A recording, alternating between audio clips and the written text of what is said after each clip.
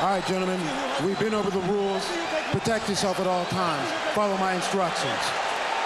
Touch gloves if you wish. Come out ready to fight. How good is this? McGregor, Mendes. Interim featherweight belt is the prize for the winner. McGregor just can't stop talking to him. Here we go! Spinning back kick immediately.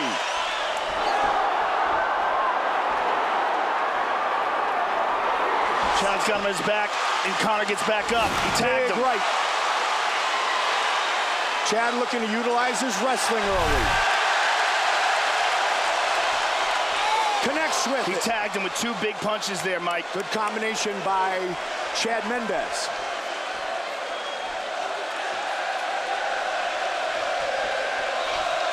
McGregor snuck an elbow in there, Joe.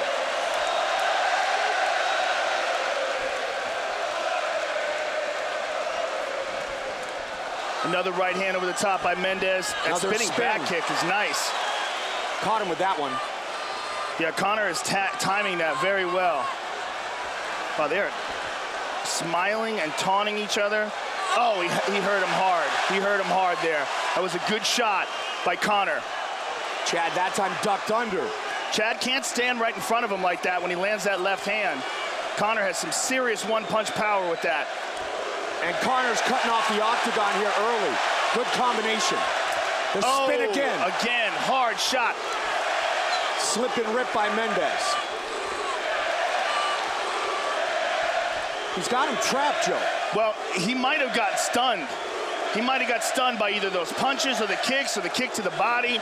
But Chad is standing right in front of him, which is very uncharacteristic, and not shooting. Could be just trying to recover. There's a kick. There's a good 1-2 by Chad. Amazing atmosphere.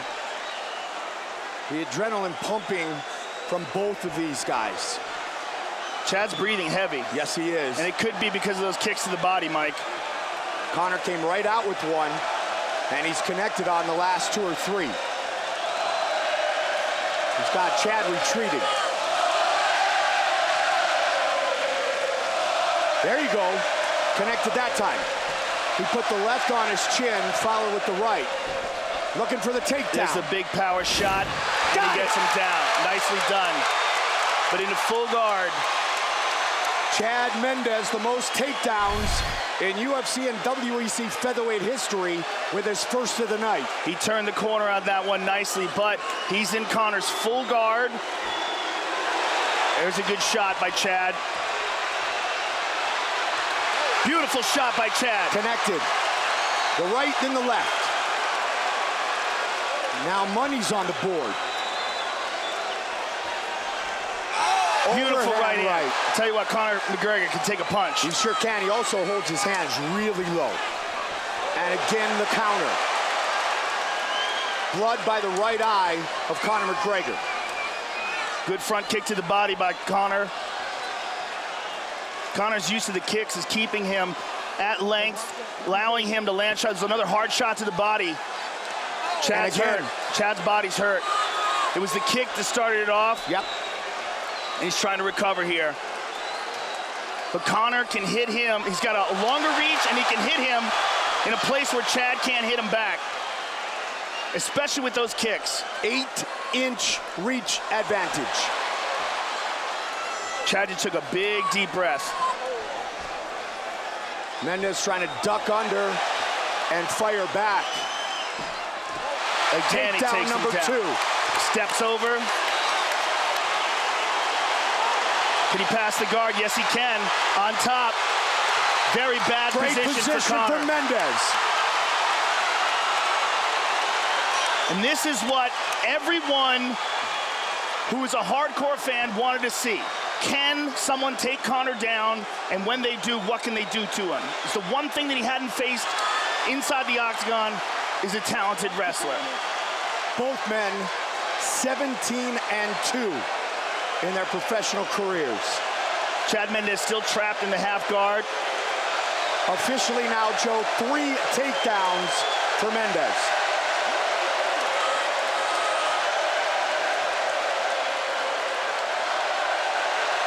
Chad Mendes looking for a guillotine here. Looking to trap the neck.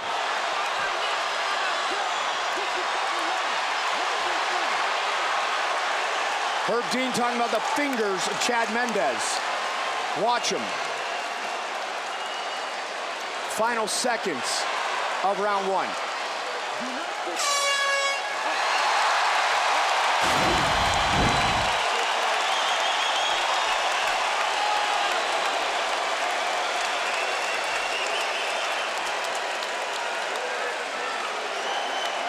Keep me out of this. I know, but keep me out of this, okay?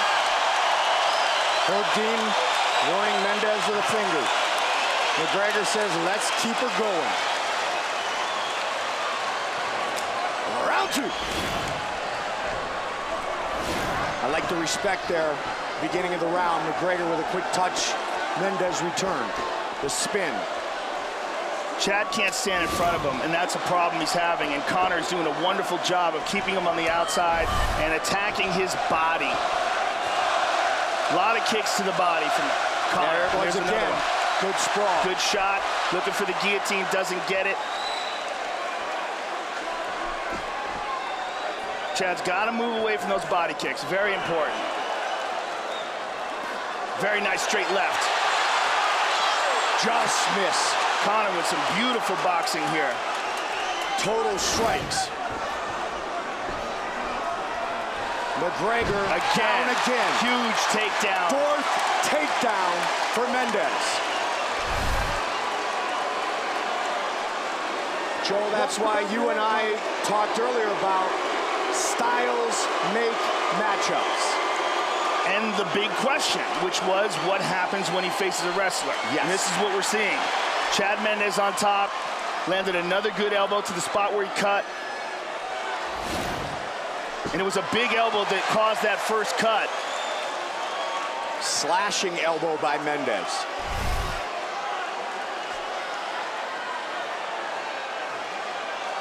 Top position again. Third try Another for one. UFC Strong gold elbow. for Strong. Chad Mendes. These are strong elbows. He might have got notice that he was in the main event late, but Chad Mendes is always in great shape. That was fine.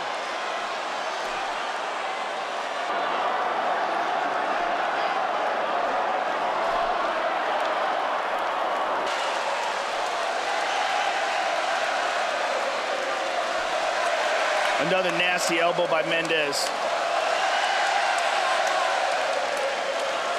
Trying to disrupt the breathing of Conor McGregor.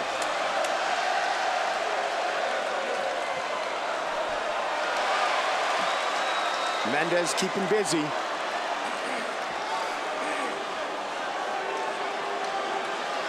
It takes a long time to get conditioned to go 5 rounds. And even if Mendes is in really good shape, which he is, the question remains, was he in good enough shape to fight like this for 25 minutes? Oh, these are hard elbows. Gotta watch out. Mendes is saying they were illegal. Herb Dean saying fight. Mendes was saying those were illegal elbows. Herb Dean disagreed. Herb did tell him to be careful, Joe.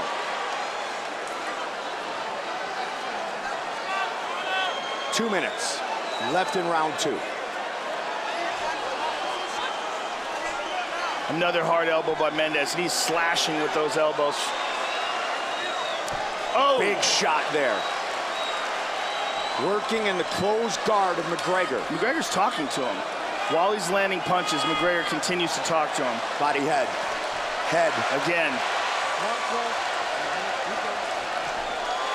Conor looking at Herb Dean, but Chad Mendes is keeping plenty busy to keep the fight right here. And again. Oh, these are nasty elbows. He's saying he's fighting. I think Conor was asking Herb Dean, why aren't they standing it up? Exactly. Which is kind of crazy when you consider the amount of damage that Chad Mendes is doing and with again, elbows like that.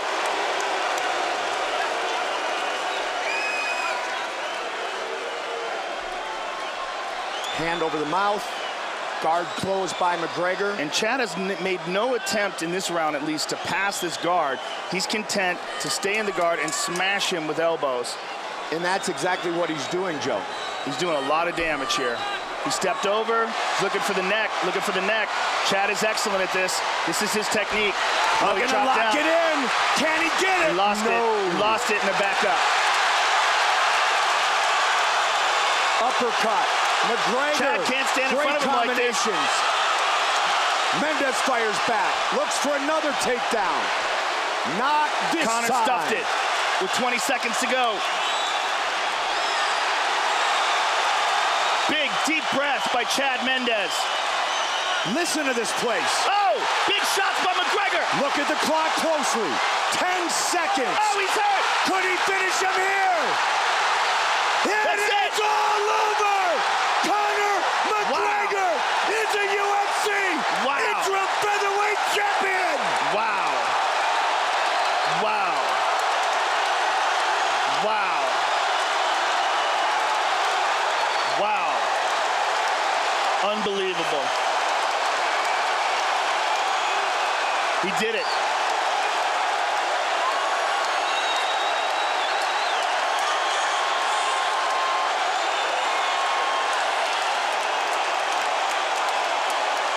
Can you even imagine what a Conor McGregor, Jose Aldo title fight is going to be like now?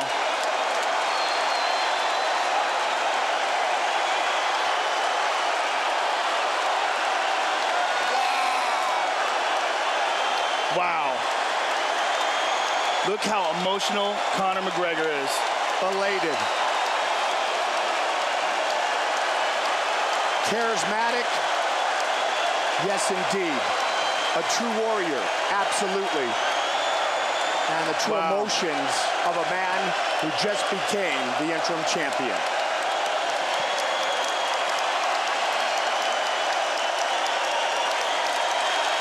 That's beautiful to see.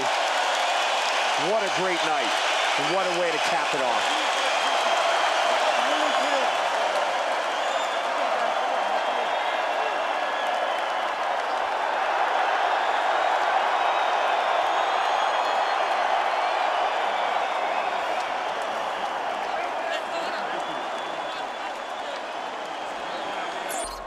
Mendes tried to lock it in, couldn't.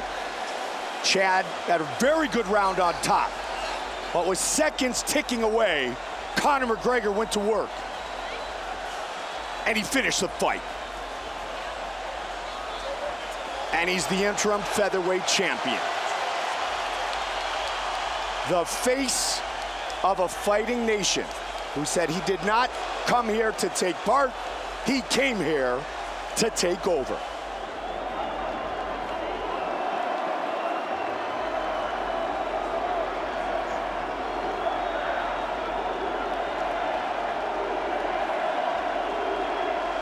The notorious Conor McGregor. Bruce Buffer has the official decision. Ladies and gentlemen, referee Herb Dean has called a stop to this contest at 4 minutes, 57 seconds of round number 2, declaring the winner by TKO. And now, the new interim UFC featherweight champion of the world, the notorious Conor McGregor.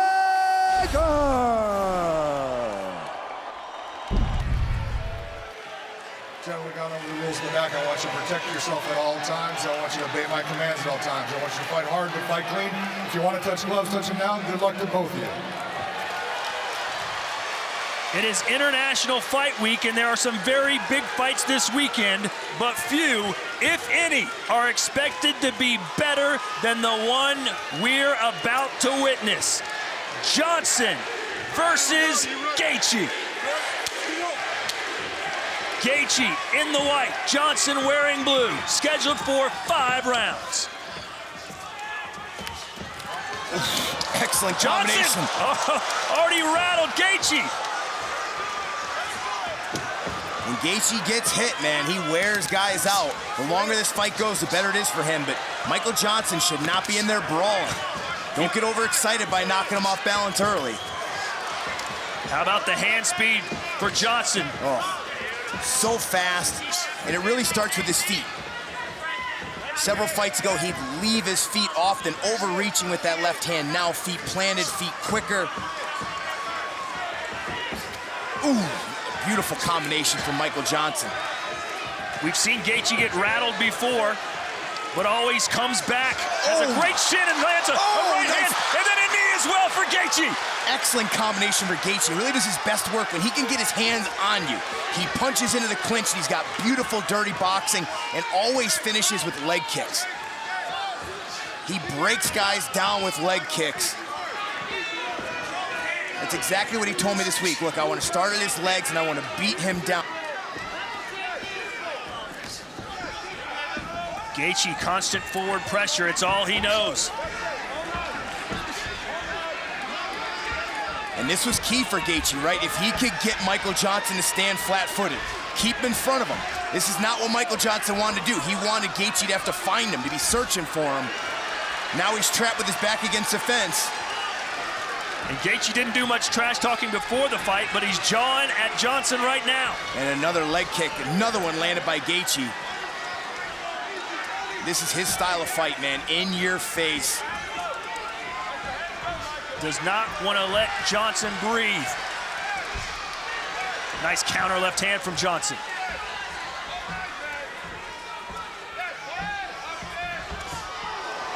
Body shot, a good one from Gaethje. Now it's interesting, the corner Michael Johnson calling for body shots now too. Gaethje stands up very tall, so the body is there. But man, another chopping leg kick. Michael Johnson's gonna have to address those, either with counters or catch him, look for a takedown, or just stick his knee out there and check it. Cannot allow Gaethje to keep chopping him down. Gaethje has TKO'd a couple of guys with leg kicks in fights.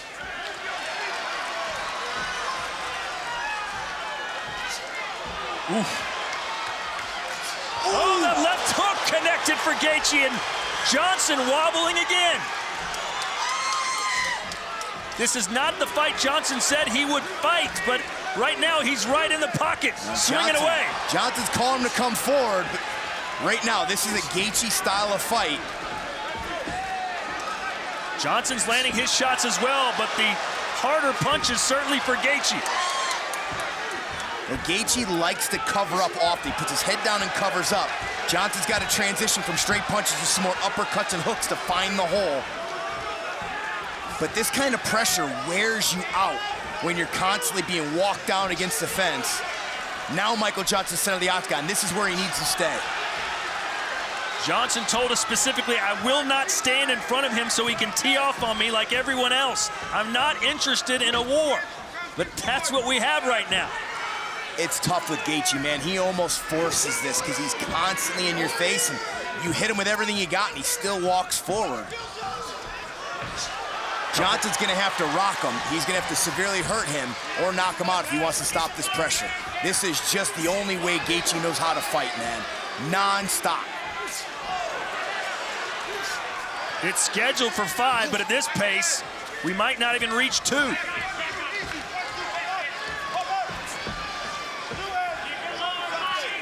Total strikes so far. Look at the output. 45 landed for Gaethje, 34 for Johnson.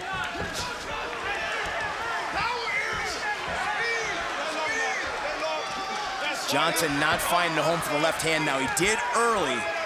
Gaethje starting to block it as he brings up that right arm. Oh, he hurt him. Hand. He hurt him. Massive one for Johnson. Gaethje stood up to it, and now he's down. Johnson takes the back. Really nice adjustment by Johnson. Gaethje continues to cover up, and Johnson now finding the holes in the defense and attacking the body. Beautiful work here from Michael Johnson. What an opening round between Gaethje and Johnson.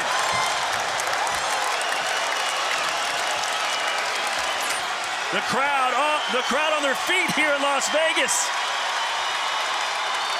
Gaethje loves it. What a debut this has been, win or lose. I'm telling you, these guys didn't like each other before, but they're earning each other's respect right now. And you heard Henry Hoof the Horner, Michael Johnson say, go low, then go high. They want to get, as Gaethje covers up, they want to get those elbows going up and down and create more openings. Work the body, then come back upstairs. Gaethje was honest with his assessment about his skills. He said, listen, the way I fight, it's just a matter of time before I get knocked out in the UFC. Johnson agrees, saying that knockout will happen tonight. Johnson bouncing on the feet now, not allowing him to walk him down. That's key. He's got to circle, get back to the center of the octagon here, and he does. Nice work there from Michael Johnson. Got caught a little flat-footed in the middle of round one. Watch the fingers in his face.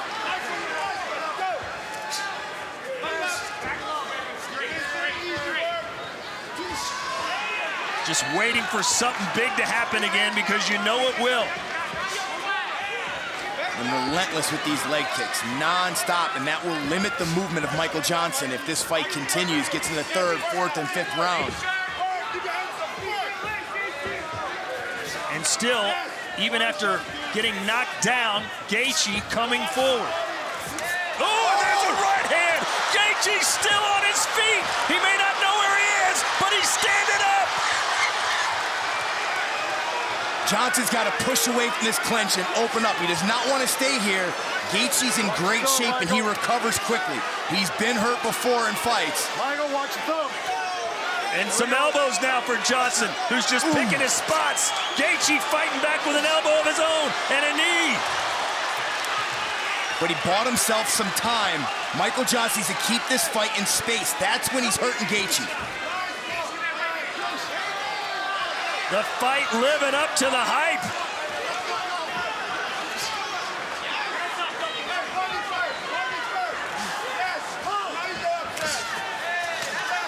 And now Johnson working the body a little bit. With both guys doing some nice body work. Johnson really digging, good hooks, and Gaethje continues with the leg kicks. Gaethje's got to do a better job just getting his hands on Michael Johnson, limit the space, get into dirty boxing scenarios, maybe start using his wrestling look to take him down. Because now, when the fight is in the center of the octagon twice now, Gaethje's been rocked badly. He's got to do everything he can to get this fight into the third round. Johnson's expended a lot of energy. He's got to hope that he starts to tire out, and it limits his power. Gaethje seems to get clipped every fight he has, but somehow his chin is up to the task. Well, the guys he's fought before do not hit as hard as Michael Johnson, that's for sure. But the longer this goes, the less likely you're going to see a one-punch KO from Michael Johnson. You can hear Henry Hoof telling him body all night. They want him to keep working that body. Smart work here from Michael Johnson.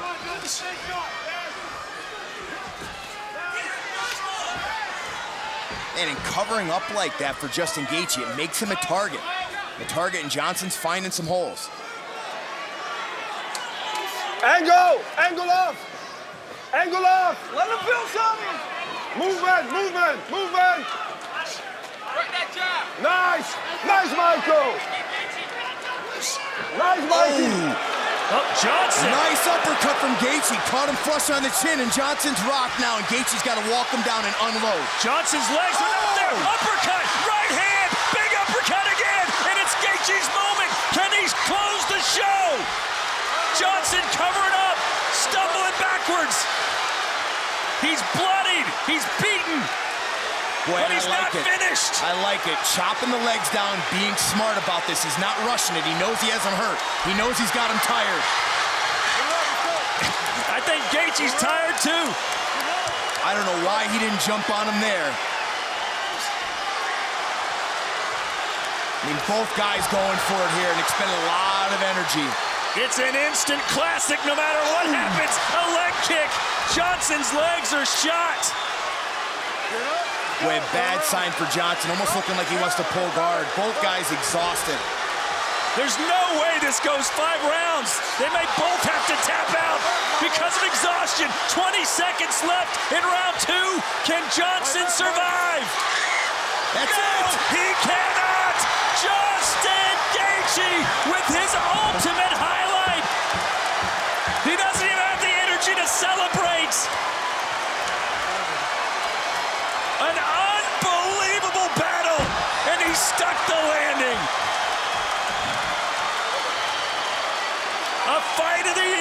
contender for sure in Las Vegas in July.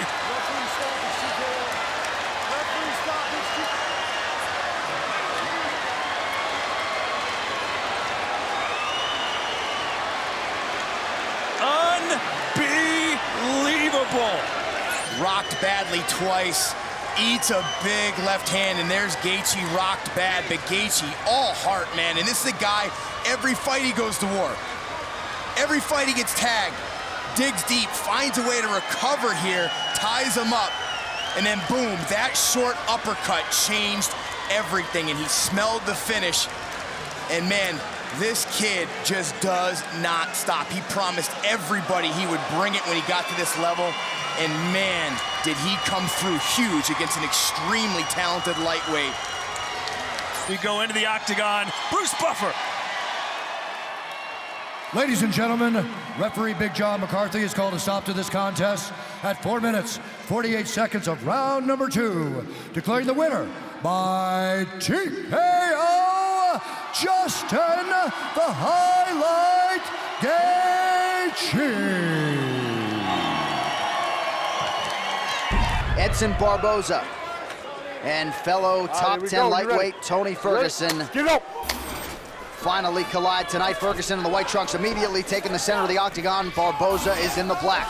And Ferguson wants relentless pressure to get inside of that kick range, so he's going to get back to his roots as a wrestler in this fight and take away the kick arsenal of Edson Barboza. But Mark Henry talked about the boxing of Edson Barboza, how sharp it is. You're seeing that right now as he may have stunned Tony Ferguson, who beautiful rolls. Going for a knee bar attempt. I didn't think we'd see that until Ryan Hall fights next. We have not hit the fast forward button. This is live, real speed between two of the best lightweights in the world. Nice hammer fist there by El Cucuy. Barboza. He is hammering him here from this position. He got hard strikes.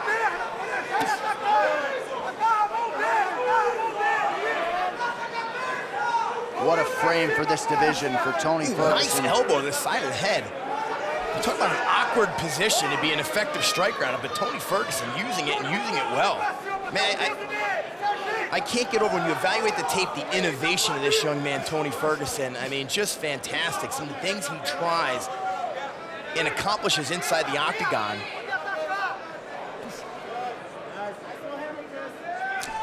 You can see Edson Barboza's power and his crisp hands got the attention of Tony Ferguson early. That's illegal. And Barboza's rocked. He's rocked bad. Oh, no. Not hurt. Come on. Look at me. Illegal shot, and you can get a look at the eyes of Edson Barboza. Watch, he gets up here. He stumbles a little bit. Oh, I hope this doesn't end this fight. Now for a referee. And he can't take a point away. It would be, and he is. It's a judgment, he's taking a point away. Gotta do it, because when he looks Barboza in the eyes, he sees that there was a definite effect to the illegal strike. Thank you very much, Mark Ratner. Absolutely great call by John McCarthy, and just grateful that Edson Barboza can continue here for what is just an incredible matchup. Oh, beautiful body shot ripped by Barboza, but he eats a right hand from Ferguson. Oh! Every time I cringe when this guy lands a kick. And you can see this is the pressure Ferguson talked about. He wanted to be in his face. Nice left hook from Barboza. I mean, both of these guys are stunning each other. Barboza rips the body once more. 2 furious minutes off the round 1 clock. And the work with Mark Henry paying off. He's attacking the body very well so far. And again, Ferguson rolling for a leg, denied by Edson Barboza.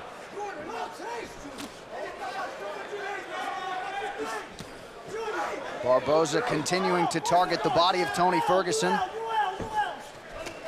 Very Ferguson nice whips. body shot and pivot out by Barboza. And there you can see, Ferguson throws a lot of tricks. He touches the floor, tries to come back to an uppercut.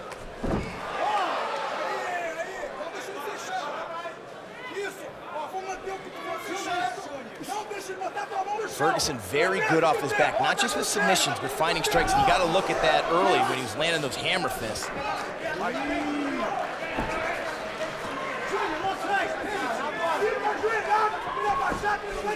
And there we showed you that in that breakdown. Tony Ferguson constant with the stance switches. Very effective at doing that, making you guess and delaying if you want to attack his legs or set up a takedown. Under 2 minutes to go in round one.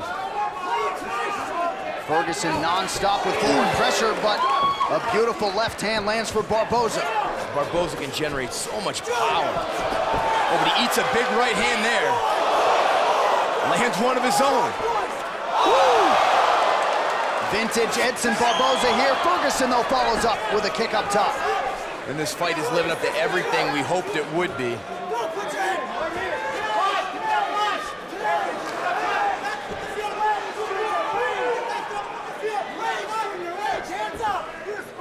And so far, Barboza dealing pretty well with the pressure of Tony Ferguson. He lands another nice left hand. That left hand has been there all night for Edson Barboza, very even in terms of the total strikes landed as we go under a minute to go in round one. You know, this is what Mark Henry expected. He thought that Ferguson would fight Barboza like Michael Johnson did with a lot of pressure, get inside. Improvements made by Barboza to deal with that pressure so far as he struck and pivoted out. Oh, and a nice spinning back kick to the body. There are just so few guys in the history of the sport that can do that with that type of speed and power. I don't know of any in this sport. Actually, now that you mention it, I'm trying to think back in my mind if there's anybody who throws those kicks that fast without telegraph and with that kind of power. I mean, Edson Barboza really brought the spinning heel kick into MMA. A lot of guys were afraid to throw it before he landed on Terry. This crowd enjoying the striking display from both men, particularly Edson Barboza, who lands again towards the tail end of round one.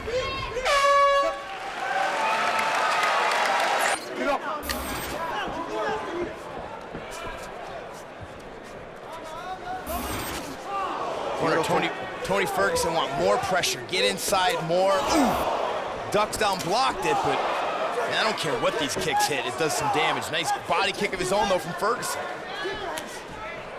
Ferguson continues to come forward in the face of that power and pressure. Nice elbow. Oh, but he eats one of his own as he comes in.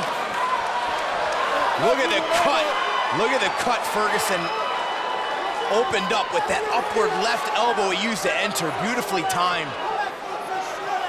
You hear Mark Henry wants Barboza after every combination to finish with a jab.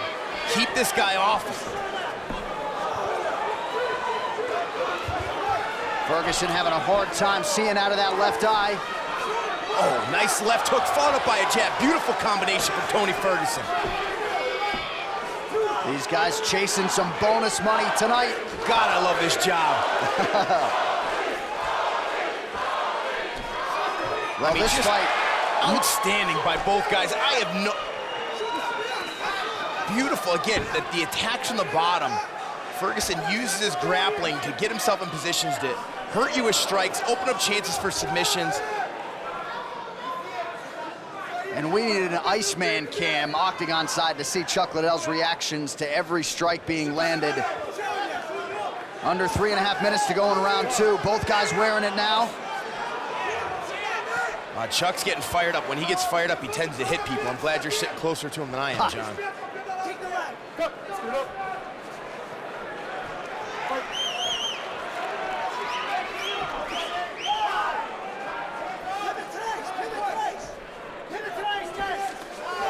Oh, nice angle before he shot the right hand in there by Ferguson. Oh!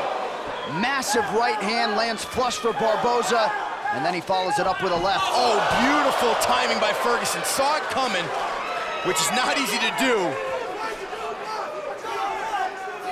You see Barboza starting to breathe a little heavier. Oh, beautiful spinning back elbow. Great diversity by Tony Ferguson. Just never know what he's throwing next, what stance he's gonna be in.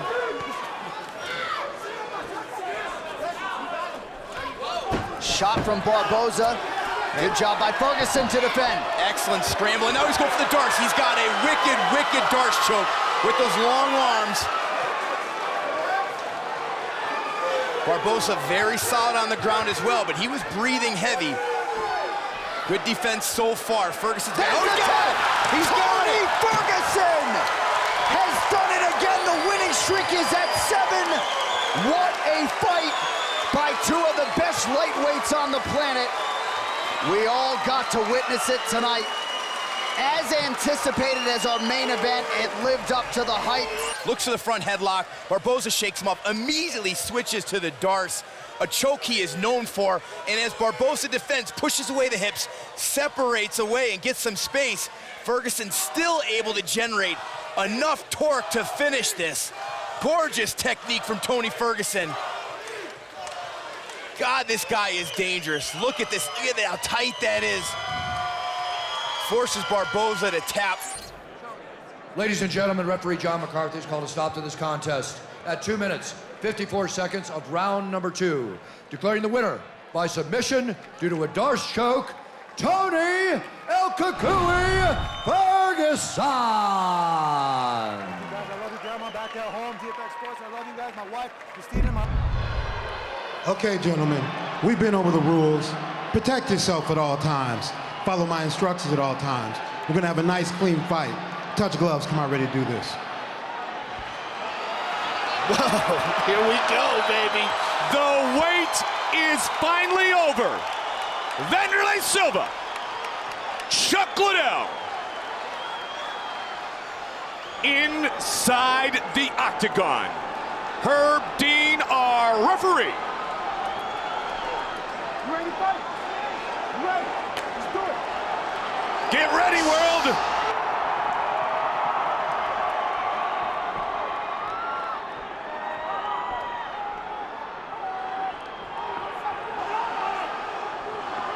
Both these men are starting out cautious. A lot of respect for each other.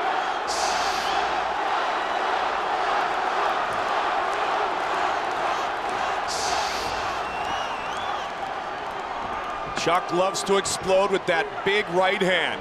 Wanderlei likes to get inside and utilize those vicious knees in the Muay Thai clinch. Chuck has a significant reach advantage in this fight. And you see, Chuck loves to counter. He likes the aggressive style of a guy like Wanderlei who wades in like that. Chuck's ability to be in retreat mode and deliver a knockout blow is better than anybody's in the world. If you don't believe me, ask Babalu. Yeah, he can deliver knockout power from very odd angles.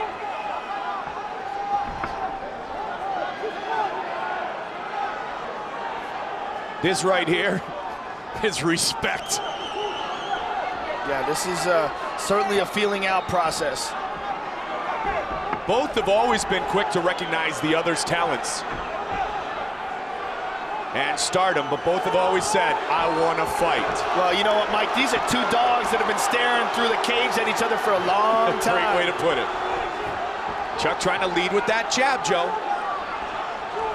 Oh, good leg kick by Wanderlei.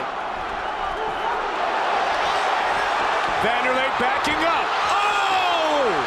Wanderlei playing a little possum. Wanderlei trying to Chuck is landing Chuck some looking shots. early for a finish. Chuck going for the head kick. Wanderlei laid back and then exploded. Chuck trying to set up that big right hand again. Chuck is stalking Wanderlei here. Chuck pushing big right hand forward. by Chuck. Coming over the top. Man, did he throw it into that one. Chuck's really using the jab right now. And the one thing that was talked about in breaking down this fight by the many who have done it is that Chuck wanted to maintain a distance, create angles, and not let Wanderlei get inside. And he's keeping Wanderlei away with the jab, Joe. Well, his advantage surely is the reach and his counterpunching ability. Wanderlei's advantage is his versatility, his leg kicks, and if it goes to the ground, Wanderlei has an advantage in submissions. I believe that Chuck has the advantage in knockout power with one punch as well. Wanderlei tries to answer.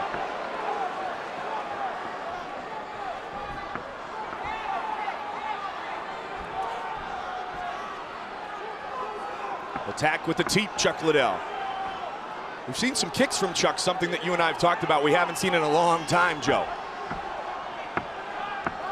Well, he's very versatile. I mean, Chuck can attack with more, but he's got so much success knocking guys out with punches that that's primarily what he focuses on in his fights.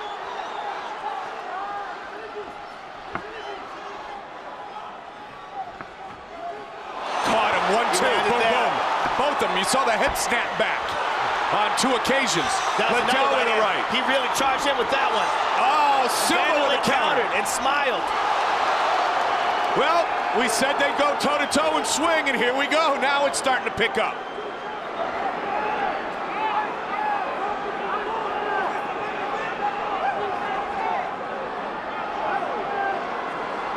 If I was in Vanderlei's corner, I would be telling him to concentrate on leg kicks. That's what we saw in the Keith Jardine fight. The Keith was very effective after landing a lot of kicks. Absolutely. But Vanderlei is being drawn into a punching exchange with Chuck, where I think he has a disadvantage. Remember, this is a non-title fight, so it is scheduled for 3 5-minute rounds. 40 seconds remains in round 1.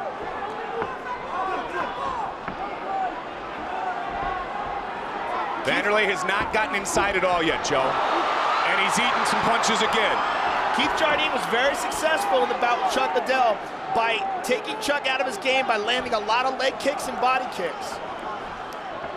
Such a huge fight for Chuck Liddell tonight. Vanderlei landed a left, Chuck countered with a right. Trying to reestablish his superstardom, if you will. Inside leg kick by Chuck. Round 1 complete.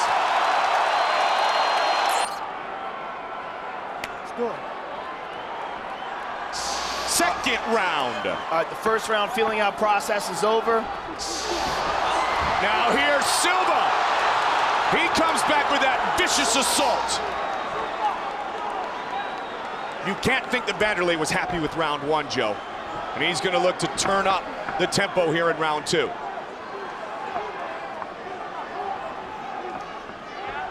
Well, it was always thought that these exchanges, I mean, Vanderlei is such a wild puncher, and he throws looping wide punches. But it was always thought that a straight counter puncher who throws straight punches from a good distance like Chuck would have a good advantage against that. Vanderlei bleeding out of his left ear now.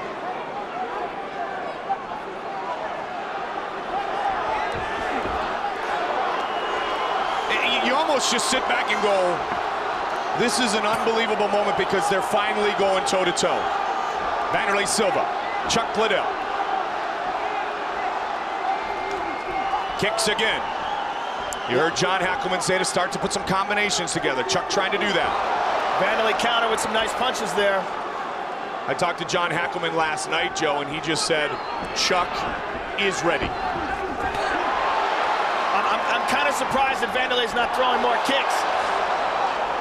Vanderlei's starting to score here a little bit. This is basically like a wild boxing match. Knockout or be knockout. There you go. There's inside kick by Chuck. And Vanderlei has not gotten into a clinch situation that we saw so effective against Rampage. There's a kick. Body kick by Vanderlei. And again, you know, it's funny, Eddie Bravo shared with me a conversation he had with Liddell way back in 2001. He said, there was one fighter that you would utilize your wrestling skills against. Who would it be? And Chuck said Vanderlei Silva. But that doesn't seem to be the game plan here tonight for Chuck. Well, you know what? Chuck has become much more confident in his knockout ability. And oh, Chuck is down, but just for a moment. That's a slip. The crowd reacted, though. Nearing the midway point of this colossal confrontation. Good body and again kick with the by body kick, Vanderlei. Vanderlei constantly pressing Chuck. Nice left hook by Vanderlei. Vanderlei starting to score, as I mentioned earlier here. Chuck trying to come over the top again, left and right.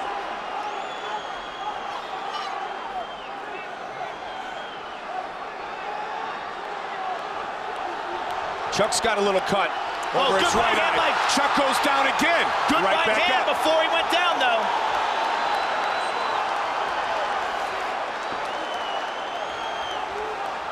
Wow, the expression in the eyes has just changed on Chuck Liddell, too. He's even gotten more intense, it would appear.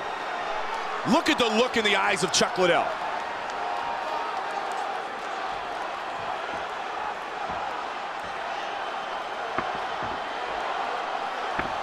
Good jab by Chuck. Good left by Vanderlei. There's a leg kick. Chuck still, though, is the one doing the stalking, Joe.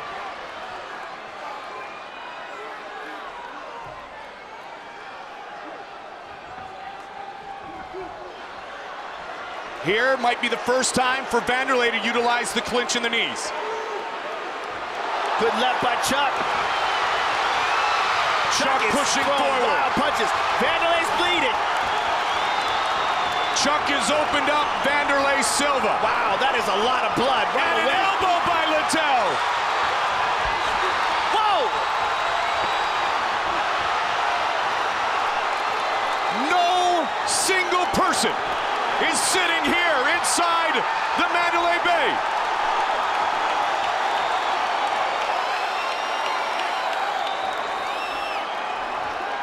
Vanderlei is bloodied. Good right hand by Vanderlei. Now Chuck's bleeding.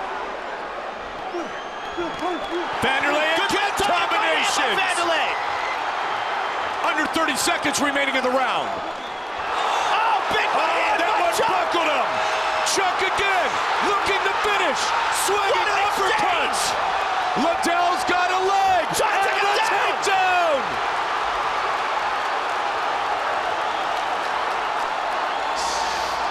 Final seconds of the second round. Don't kick the face. Don't kick the face. Are you kidding me? Wow.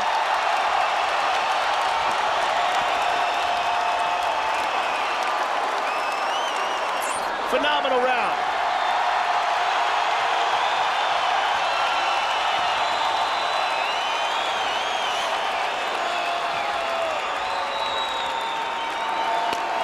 Third and final round. Takedown, Chuck Liddell. Right away.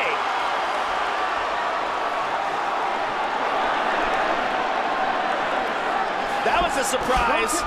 Vanderlei back to his feet. Chuck tried to clip him on the way up. That was a shock right there. Just something else for Vanderlei to think about. Exactly. Just Chuck showing people he's capable of a lot more than you're used to. For sure. Now all of a sudden he's got to think about the takedown. Inside leg kick Silva. Head kick. Blocked by Chuck. Vanderlei still putting combinations together. Both men are in excellent condition coming into this fight, as we mentioned earlier. If you saw All Access, you saw the crazy workout routine of Vanderlei Silva. Chuck just poking with that right. Oh, over the top again. 3 minutes, 48 seconds. Silva coming in. Liddell, good footwork.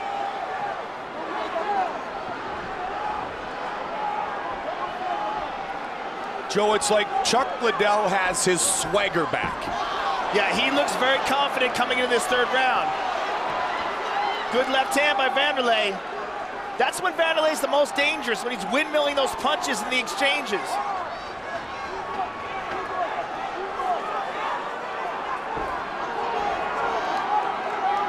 Lots of time remains.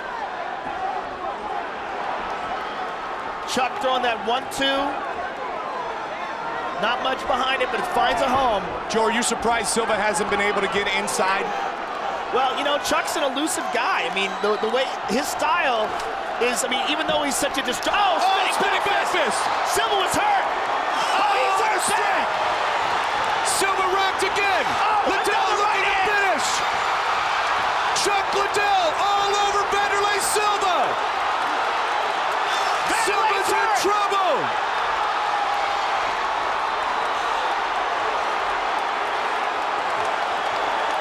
Chuck Liddell looked up at the time, 2 minutes and 30 seconds to go.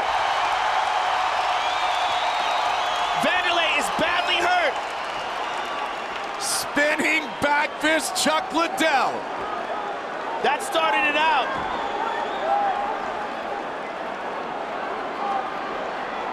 That was the most significant exchange of the fight. Chuck, he blew a lot of energy doing that.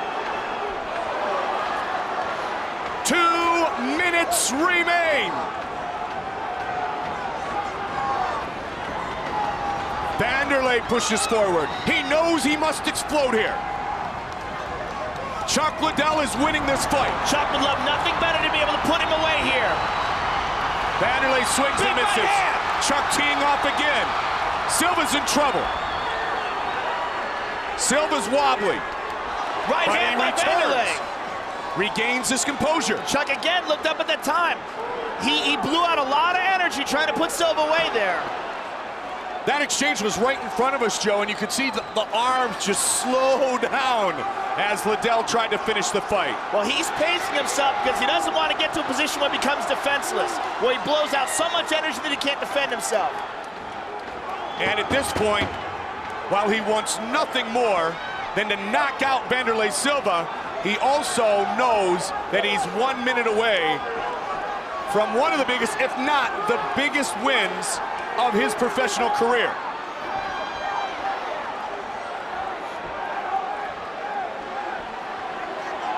Vanderlei still pressing. You gotta admire the guy's heart. 45 seconds. We never doubted the heart of either of these warriors. And it's just a treat to be here in person to watch this fight. 30 seconds.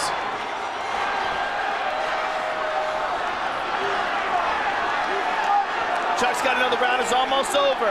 If he's gonna put it up, try to put him away, this is it. Takedown number 2. 15 seconds.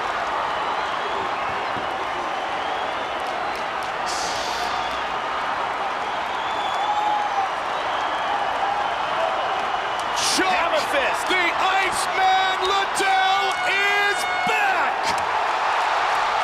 Wow. Huge victory for Chuck Liddell. Huge victory for Chuck Liddell. The Iceman returns. There was a lot of pressure on Chuck coming into this fight. And he came through in flying colors. To his championship form. He wasn't able to put Vanderlei away, but boy, did he blast him in that last round. Credit Vanderlei Silva for that. Here's a spinning back fist that started it off. That had Vanderlei wobbled, and Chuck just really turned it on here. That right hand, another right hand.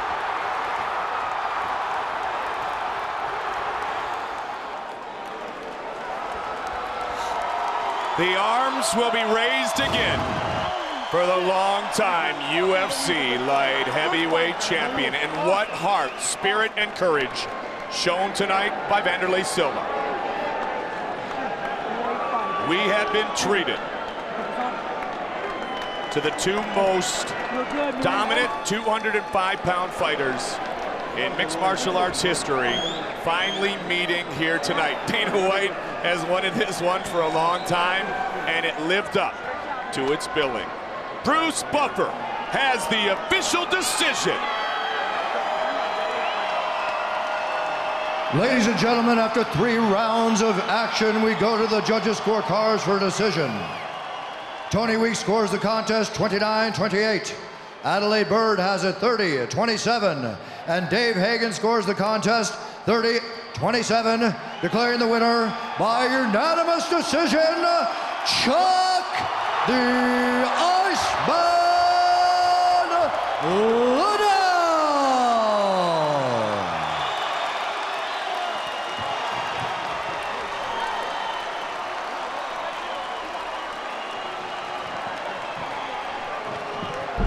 Ariane, Brittany, all here tonight. You ready to fight? Here we go. The South Korean in the white trunks, Polo Reyes in the dark trunks. Polo Reyes does spend some time training at Alliance MMA in San Diego. Eric Del Fierro is in his corner. One of the most unheralded coaches in MMA. Right? He's just an outstanding strategist and coach. Of course, his fighter, is in the co-headliner later tonight, Dominic Cruz. Good connection early. Yeah, Reyes with some good, sharp, short punches and goes up high with the kick. Kim pushing forward. Almost recklessly. Yeah. Watch the heads, watch the heads. And you see Polo Reyes with some nice head movement as well in there. Fingers, fingers. Mike Beltran warning Dong Yong Kim about keeping those fingers careful when you're reaching with that hand. And you see a little bit of blood under the right eye of Polo Reyes, which may very well be from a finger. We don't know. Oh, nice left hook. And over the top very of the right. Clean, very clean. I like the, oh, he got tagged hard. Kim with a beautiful counter left hook. Kim a bit reckless, but he connects again. He hurts him again with that left hook. And now they clinch. And this is where Kim should shine, especially now that Polo Reyes has been hurt. Kim has very good judo, very strong base, good knee to the body there by Kim. Oh, Reyes with a hard elbow. Reyes and now he's looking for the finish. He's got his opponent up against the fence, at least for now. Oh, nice knee. Well timed. Kim can take a shot, My goodness, Joe. And stays right in the pocket, too. Polo Reyes, though, is connecting with some excellent punches. Caught with the left again. Oh, my. And Kim again looking for that left hook. What a way to get things started. Ooh, these guys are just standing right in front of each other. Good right hand by Reyes. We're not even halfway into this round. He tagged him with the left hook. Reyes looking for the finish right here, He's hanging on. He's hanging on. Half guard. Good underhook here. Got to full guard. Nicely done. And Kim has a very strong ground game, including off of his back. Good hard elbow there by Polo Reyes.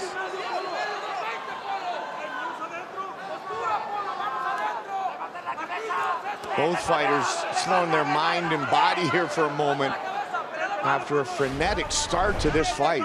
Yeah, Marco being on top here, he might want to relax a little bit, gather up his energy. Yep. Because he's got to be careful here with Kim's submissions. Kim's very sneaky, real good off of his back, as I said. And up he goes. But they're still grappling here, which favors Kim. There's a nice knee. Man, I like that hand technique of Marco. Inside now, look for the knee from the maestro.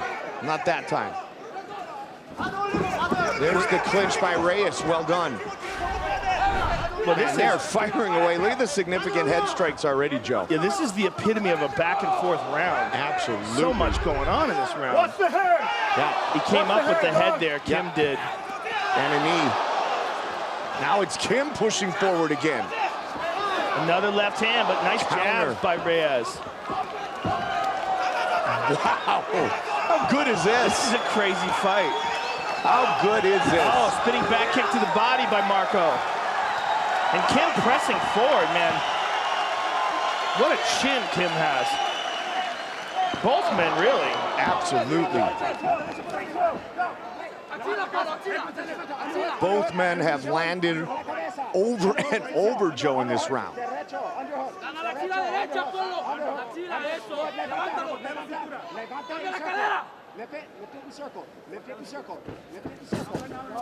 Oh, nicely done. Beautiful. Right into side control. Very nicely done. And right in front of the corner of Polo Reyes. A little bit of time to work. He's spinning to the back. Polo Reyes back up to his feet. Nicely done. His head's trapped here. He's got to be careful. He's going to get guillotined. Okay. He got out of that. Looking for the spinning elbow. Up the middle with that uppercut on the right side. Final 10 seconds of a great round one. This is one of the few rounds where I'm happy nobody finished anybody because I just want to keep seeing more of this. Second round. You ready to fight? You ready to fight? Hey, let's go. The battle continues. Can they keep up this pace, Joe? Well, this fight is obviously very well matched because these guys are giving and exchanging at a very high rate. And Kim looking the worst for the wear coming into this second round because of that right eye swelling. So he's got to be real careful on that side because he's not going to be able to see much with his peripheral vision. Hooks, things that come from the outside, he's going to miss a lot of those. He's landing with the jab here early, though. He's taking it from different angles. Yeah. Well, I think probably compensating for that eye, he's probably going to look to stay on the outside a little bit. Right. And also keep that right hand up a little higher and utilize the jab once again. Well, he's got a very educated left hand, as we saw in that first round, particularly with his hook.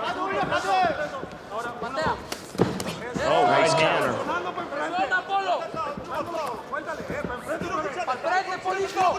See if Reyes can keep up the pace. That was a nice elbow and a punch. He stunned him with that left hand there, Mike. Yep. Beautiful jab as well. Marco's looking great. He goes to the body there. Very nice. Kim is bleeding out of the nose too, but look, presses forward. The kid is a warrior. Yeah, both men. Without Reyes really going to the body here. Yeah, I like that. I like how he's mixing that up. Because Kim is right in front of him to be hit. Oh, beautiful combinations. But Kim just shakes him off and fires forward. This is awesome. These guys are nuts. Unbelievable. Oh. And again, they both connect. Reyes is going to the body a ton here. And that's going to pay off. Oh, nice. Right over the top. Over the top. But this fight will give you a very unrealistic expectation of how many punches people can absorb. I know, right? Because, like, yeah, they just stand in front of him. Oh, Kim hurt him. Big time. Oh, and Reyes with some shots to the body. Look at this. Reyes, some excellent Muay Thai here. And Kim electing to just use the punches, but the punches are just arm shots. They don't have nearly as much on them. And that allowed Reyes to recover. Oh, but Kim hits him with an uppercut. Again. Kim stunned him with that uppercut. Oh my God. Reyes again to the body. This is crazy. It's a good way to start UFC 199.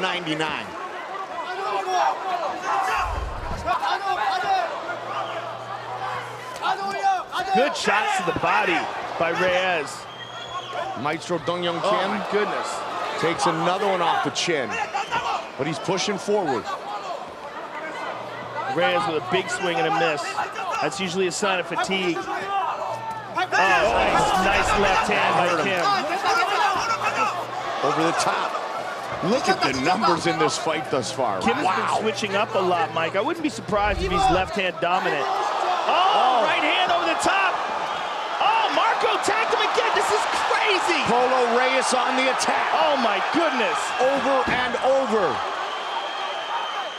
And Polo Reyes trying to stop this takedown, and he does successfully. Back up to his feet, but taken down again by Kim. With plenty of time to work for Kim. Joe spoke of the good ground skills of the South Korean in round one. Let's see what he can do here. And he essentially let him right back up. Yeah. Let's see if he can get it back to the ground again. Reyes spins out, and he's free. That just might be a sign of exhaustion. Still over a minute on the clock here in round two. Oh. Both men bloodied, but not beaten. This is like a movie fight. Yeah. This is like a fight you would watch in a movie. You go, people never fight like that. These guys are completely out of their minds. Oh, again with the right hand. Goodness. How about another one? You want to talk about giving everything you have. These guys are both on empty right now. They're running on fumes. Just unloading on each other. Final 20 seconds. Kim just fell to the ground. That was just total exhaustion. 15. He just has to hang on here. Yep. 10 We're seconds. going to get to see a third round of one of the craziest fights I've ever seen in my life. Nice elbows by Polo Reyes late. Hammer fist. We're headed to round three. Wow. Gentlemen, third final round. You ready to fight? You ready to fight? Hell, let's go. 5 minutes remain.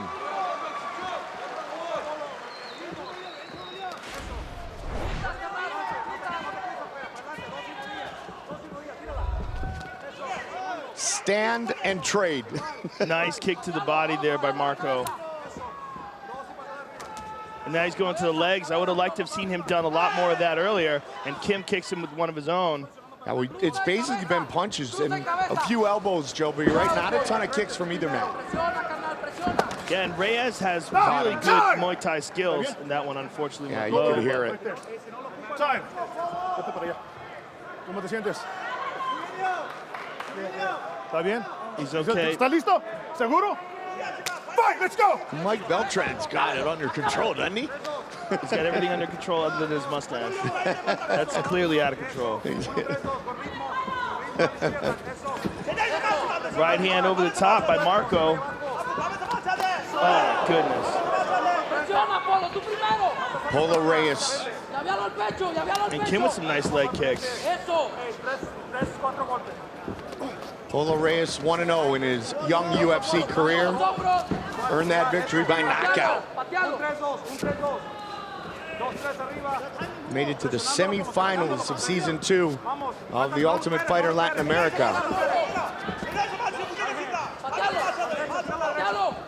Kim fighting. Man, what a chopping leg kick there by Polo Reyes. The way he stepped into that, that was beautiful. Kim fighting with everything in his heart and soul here inside the fabulous forum. Yeah, both men, really. There's a nice left hook by Reyes, and he goes high.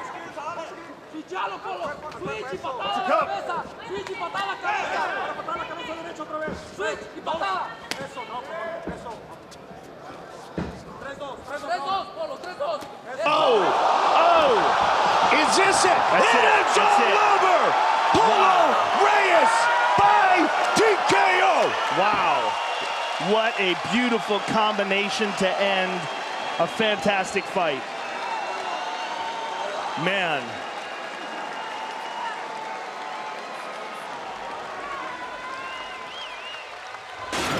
Let's take a look at that replay again. Boom, on the button. Beautiful, picture-perfect right hand, follow-up right hand, one shot, and Mike Beltran steps in between them and rescues him. Look at this picture-perfect technique here. Kim is hurt. Boom, finishes him off with that one and one more.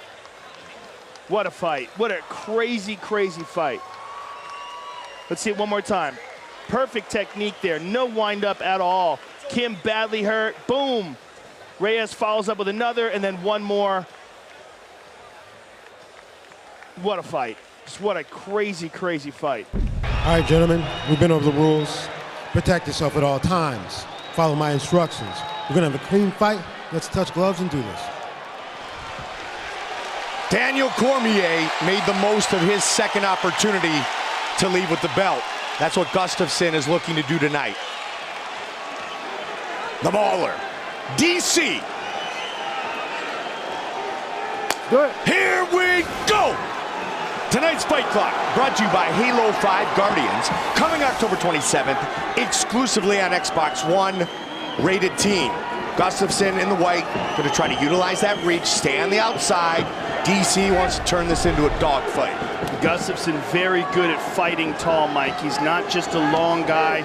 He's excellent at using that length. Keeps guys at the end of his punches and kicks. And he has very good footwork for a big man. That's what made the Jones fight so fascinating. Threw a hard switch kick to the body there, and there's the drive by DC. Looking for the single. DC, can he get him? Yep. Whoa. Good takedown by the champion. That's Daniel Cormier, ladies and gentlemen. That's some high-level wrestling. Embrace the grind. Trying to smother him here. Utilize the Turk. Wrestlers don't mind working out of the half guard. They oftentimes feel they get more control. Well, Daniel is winning here, and it's all about pressure, and it's all about success. And this is what he wanted to do, and he was able to do it. But now Gustafsson moves it to full guard, and Gustafsson is surprisingly effective off of his back with elbows, especially because of his length, because of his torso length. he can keep a fighter with their head like in the middle of his chest, and he can generate some good power off those elbows. Cormier with the ground and pound here early.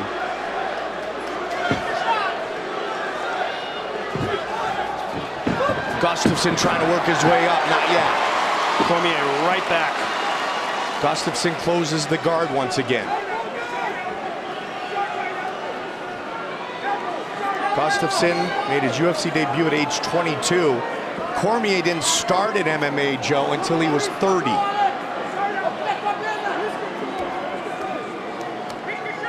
To the body.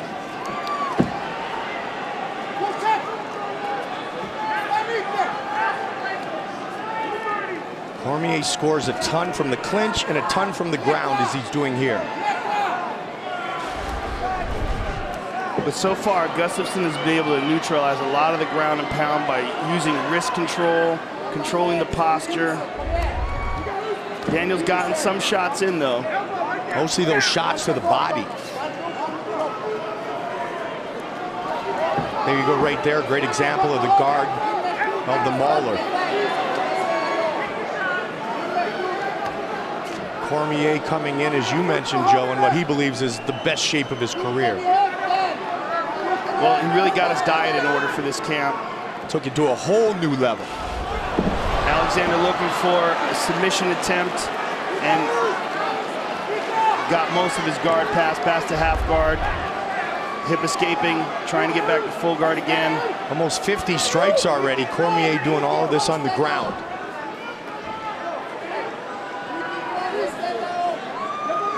Don't forget, after our pay-per-view, tune over to FS1 for the post-fight show. Ariel Helwani, Brian Stan, Dominic Cruz, Megan O'Leary. Side control. Side control for Cormier, and this is not good for Gustafsson. Gustafsson scrambles. Very nicely done by Gustafsson, back to his feet. Gus is up, 1:15 on the clock. Looking over towards his corner, Hilaire Latifi. He turned and looked towards them. That's big rare. time. I mean, the All-Stars Training Center in Stockholm. Inside leg kick by DC. Story of round one, big takedown and ground and pound from the champion. that was a nice leg kick there by Gustafsson. A nice Good inside kick by leg kick by the champ. Caught it. Gustafsson, if nothing else, looking to make DC think about a few different things at the beginning of round two. Gustafsson likes that looping uppercut. Yeah. Feints with the jab and steps in with that looping uppercut. Little slip by Cormier. Quick punches in the clinch there. The battle continues. Interesting that Javier Mendes was saying to Daniel Cormier, you stood with him a little bit longer than I want you to.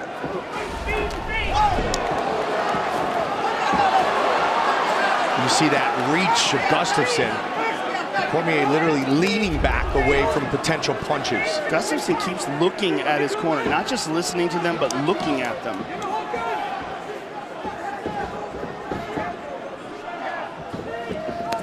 Ooh. Up the middle, over the top.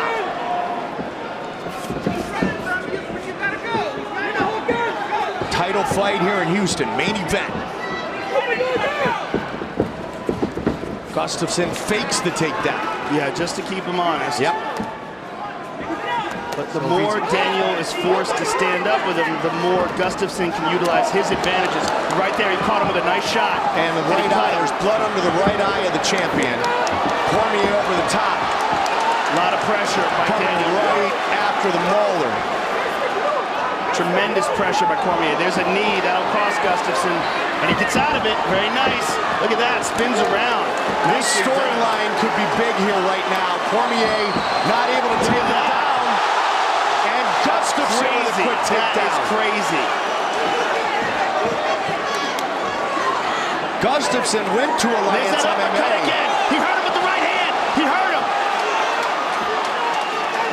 Nice uppercuts here by DC. This is where DC works, on the ground and in the clinch. Short, but very nice effective knee again, strikes. but those knees are dangerous. As Daniel capitalizes on it every time. Gustafsson forced to defend. Hard elbow there by Gustafsson. And you see the blood on that elbow afterwards. After the Phil Davis fight, Gustafsson went to Alliance to improve his wrestling, his overall game, and you can see it here early in this fight with Cormier, the two-time Olympian.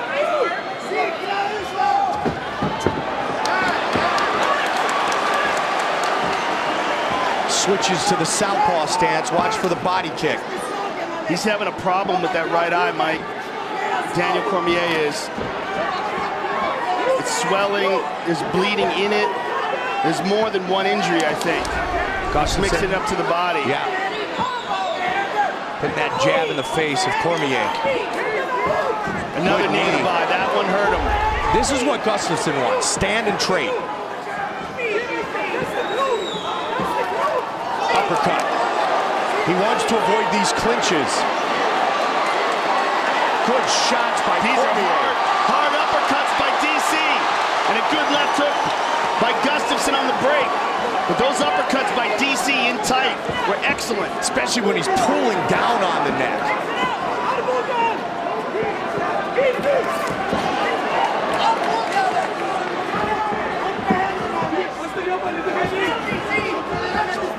Trying to keep Cormier at distance. See if he abandons those knees, Joe. He's looking for that uppercut, Mike. He keeps feinting with that jab, and then he loves that, like, bolo uppercut. Ooh, nice right hand over the top.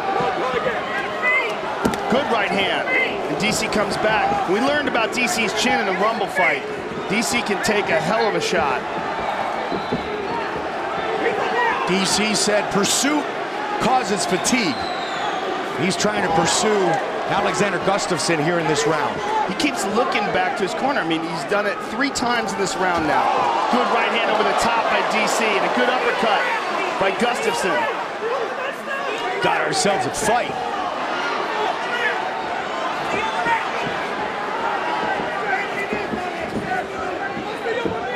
Gustafsson circling, center of the octagon, controlled by Cormier. Check out the total strikes here in round number 2. Again. DC loves that Those are uppercut. nasty. He's having great success with that in the clinch. DC throws that right hand out there. Clipped him again. And again with the takedown by Gustafsson. Incredible. And he's got the back. That's a big statement late in this round, partner. It certainly is. What's a big statement, period?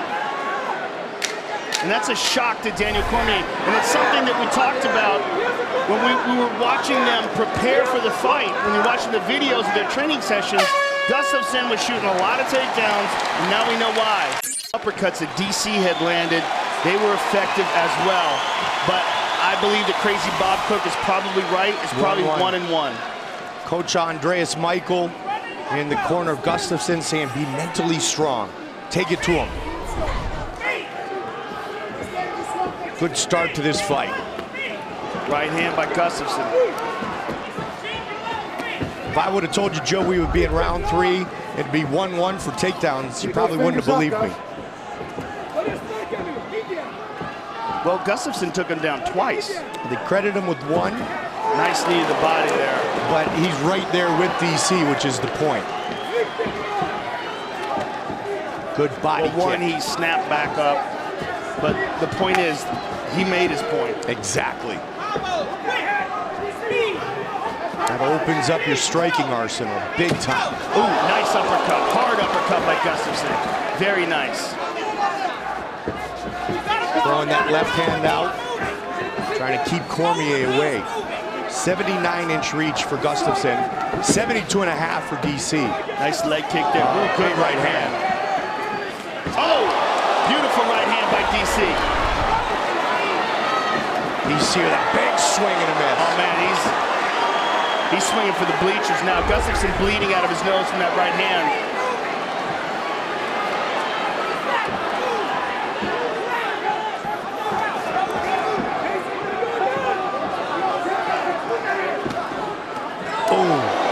combination by the Swede. Very nice. Boy, Daniels, again with those uppercuts. He ties the left hand up. He ties the back. Oh, beautiful uppercuts. Over and over again. He's got Gustafsson in trouble with those shots. It's all kinds of busted up now. And there's that pursuit still from Cormier.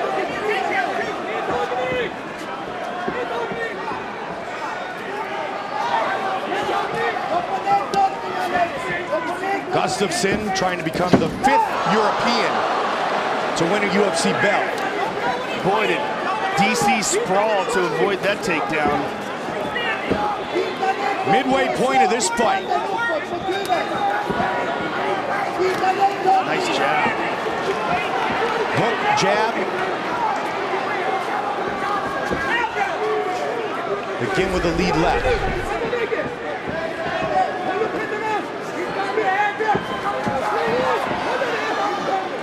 Short wrestler, tall striker. Very close fight so far. Good round for Daniel Cormier, especially with those uppercuts again. Gustafsson has his mouth open now in this round because of his nose. Bleeding out of the nose, probably having a really hard time breathing out of it. Mentioned earlier, Cormier loves the ground and those clinch strikes. 16 of them so far in the fight.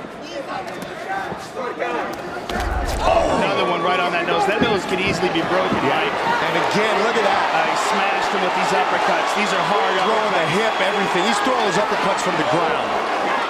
And he stays on him. He senses with that right hand as well. He senses an opening. Gustafsson's really busted up now, Mike. Over that right eye as well. Gustafsson has to avoid these clinch exchanges. But he's hanging in there, Mike. We learned about his heart and will in that John Jones fight. Pushed to the brink.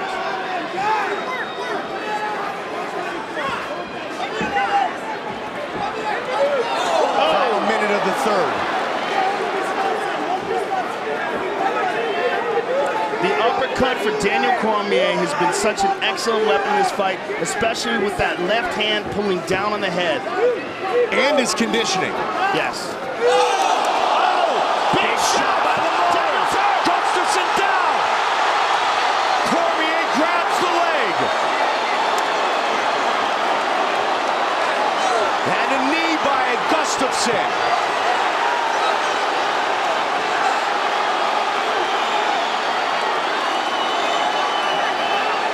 Gustafsson landed big time. 15.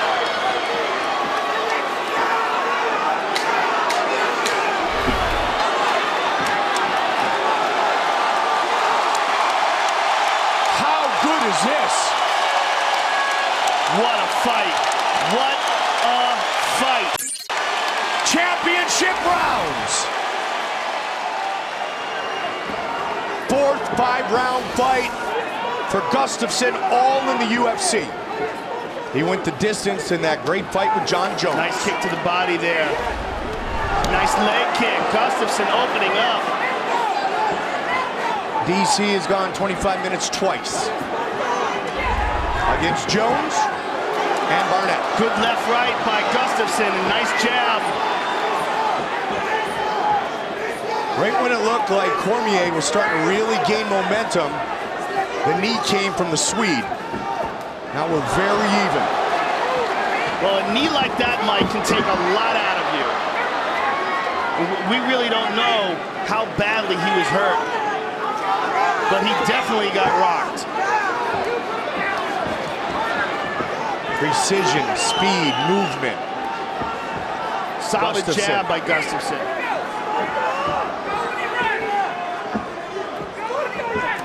Good kick to the body.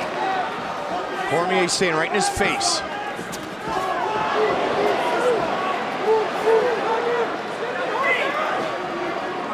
Both men busted up. But far from beaten right hand by Gustafsson. Cormier chasing him down, like crazy Bob Cook talked about.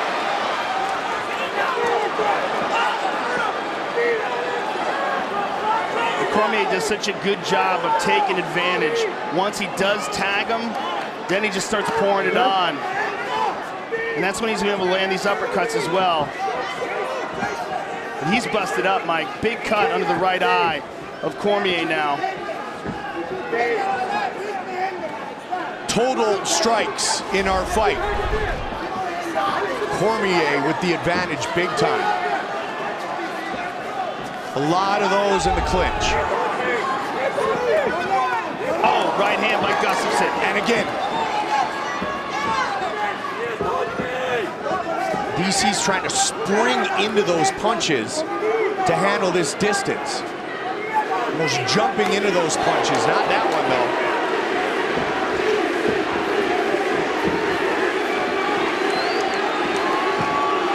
Title on the line.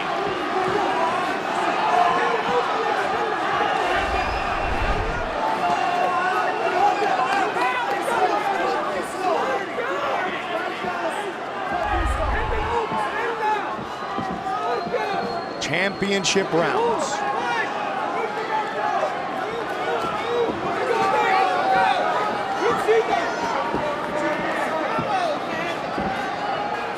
Snaps his head back with the jab. Pop that right hand in there. Like that double left, Joe, and then the right hand right down the pipe.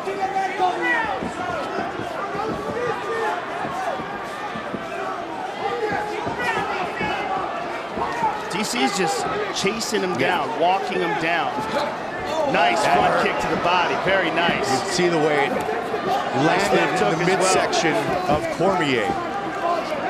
But don't DC, forget, excuse me, go ahead. Don't forget post-fight show FS1 right after our pay-per-view. DC's the one pressing the action, pushing forward. There's a nice right hand. Oh, to that knee there. That knee again.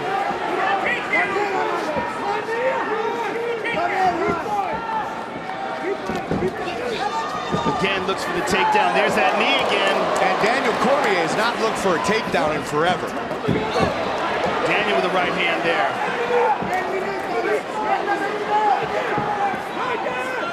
He's keeping the pressure, but we haven't seen the wrestling of Cormier.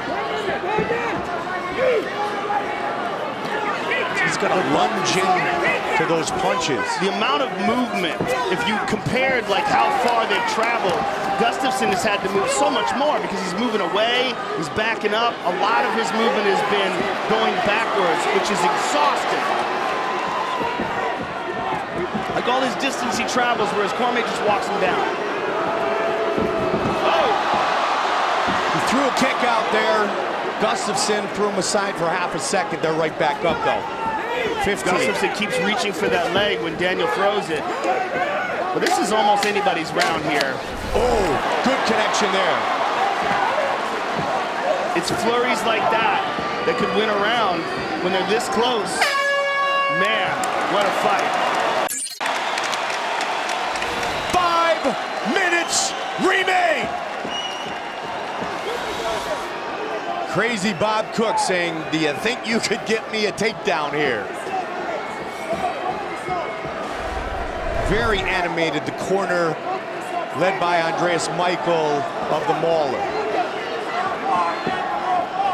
Very close fight. Very close.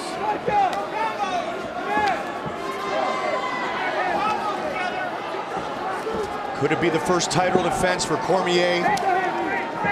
Or will the belt go to Stockholm, Sweden?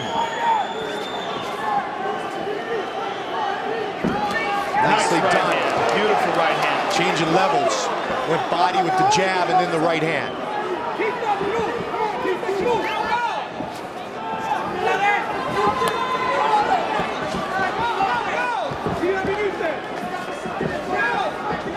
Cormier, Velasquez, Rockhold, all championship fights. Right hand by Cormier there. Pushing forward here. Got him with the right hand a bit. Nice right leg kick. Cormier again on the pursuit. Nice right hand by Gustafsson. Pressure by Cormier is intense. And these guys have worked well over 20 minutes now. Look at the distance traveled by both of these men in this fight. Crazy. It's what we were talking about. Look how much more Gustafsson has been forced to travel. Absolutely. How do they track that? Do they have a computer? This magic.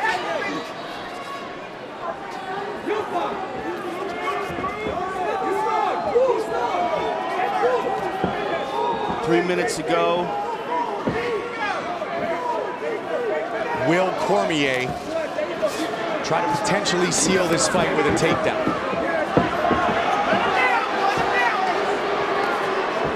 He's only had one in the fight. Or will it go the other way? Just missed. So many times Gustafsson has done that and actually turned his back on Cormier. And that doesn't look good for the judges. This is where Daniel's been very good. Cormier's conditioning. The conditioning is just, I don't want to say night and day because that's not fair to Daniel, that but right hand. it's outstanding tonight, Joe. Past the midway point of the 5th and final round. Cormier still keeping a great pace.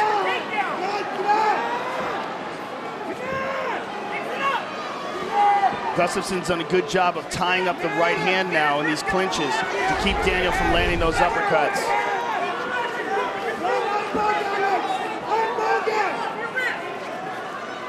There it's free, and he looks for the knee. It does not land. They're just exhausted, especially Gustafsson. See, calling for it again, Crazy Bob Cook. Put him down, take him down.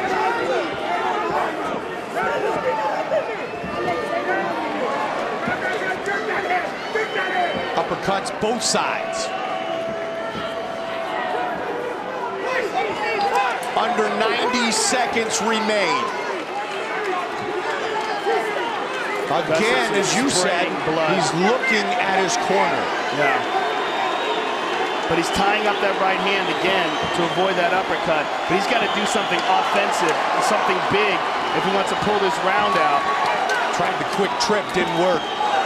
Looks for the knee. Looks for the right hand. He's so weary, Mike. Yeah, both men are real slippery now. But DC's punches seem to be more substantial here in this 3rd round. Under a minute. But no question, he's weary as well. You can see how labored his shots are here. 5th and final round. He's just being more busy.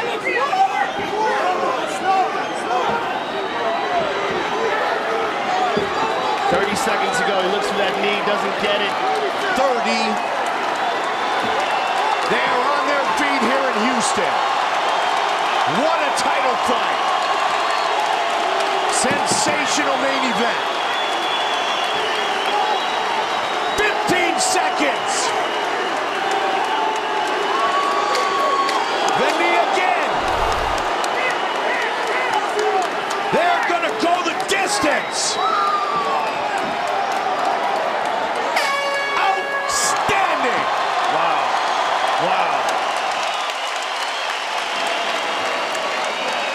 That was a crazy fight. Ladies and gentlemen, after 5 rounds, we go to the judges' scorecards for decision. The judges score the contest 48-47, Gustafsson, 48-47, Cormier, and 49-46 for the winner by split decision, and still the undisputed UFC light heavyweight champion of the world, Daniel D.C. Cormier.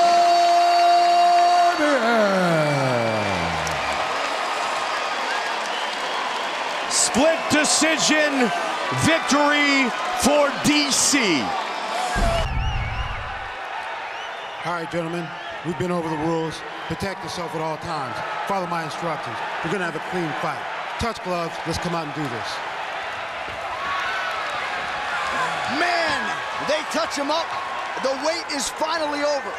Eric Silva and Matt Brown, huge stakes in the ultra-competitive UFC welterweight division.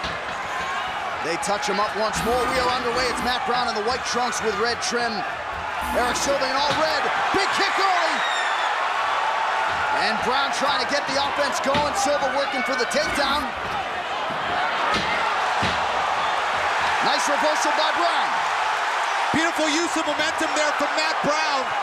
Excellent body lock takedown from Eric Silva, but Matt Brown reversed him. These guys are getting after it. Nice body kick from Eric Silva. And followed it up with a nice uppercut there. These are not time wasters inside the octagon. Oh! The body shot there for Silva. Matt Brown in a world of trouble. Silva smells the finish. Brown hanging tough. Matt Brown somehow survives the immortal. There's that early start from Eric Silva that we talked about. Brutal shot. And Eric Silva will point the toes and dig into the body. A lot like Katsunori Kikuno, who also fights here in the UFC. A devastating technique. Eric Silva with full back control. Both hooks in here. So an explosive first minute for Eric Silva. Going to be hard to beat Matt Brown when it comes to heart and conditioning, but man, what a start for the Brazilian. Matt Brown doing a good job of getting wrist control there. He's got a 2-on-1 wrist control. Trying to survive this back control position from Eric Silva. Eric Silva now trying to get that arm underneath the chin of Matt Brown.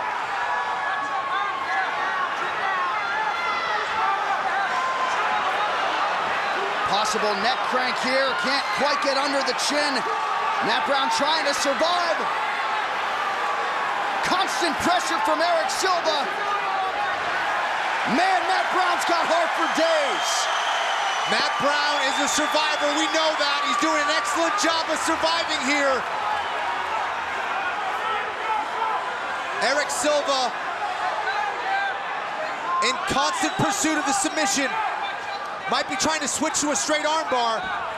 Let's see if he tries to lock out that left arm of Matt Brown. He's gonna try to throw that right leg up and over the head of Matt Brown. He bails on it.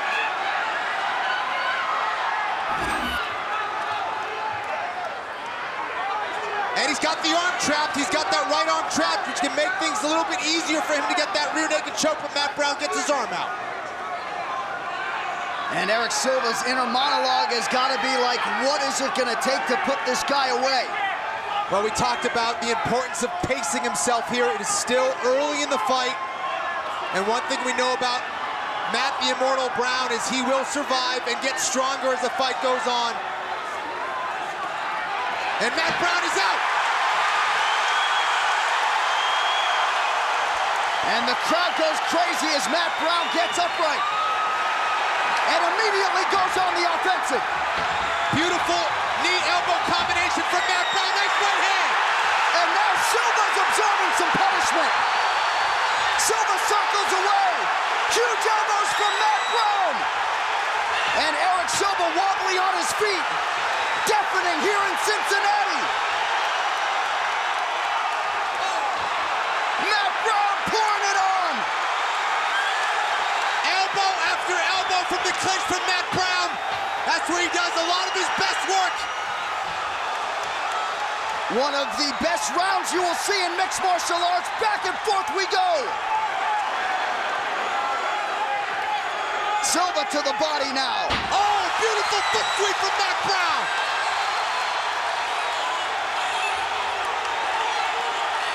Oh, nice uppercut there by Matt Brown. He greets Silva with a knee on the way up. Oh, brutal elbows from that clinch and another knee. That is beautiful control of the tie clinch from Matt Brown. A masterful job from the clinch. Brown continues to apply pressure. A couple of up elbows land there. And now Silva returns fire. Under 30 seconds to go in the round. Eric Silva either needs to keep circling or clinch up with Matt Brown and slow Brown down. Oh, sharp right hand. Silva taking huge shots. Takedown is there for Matt Brown.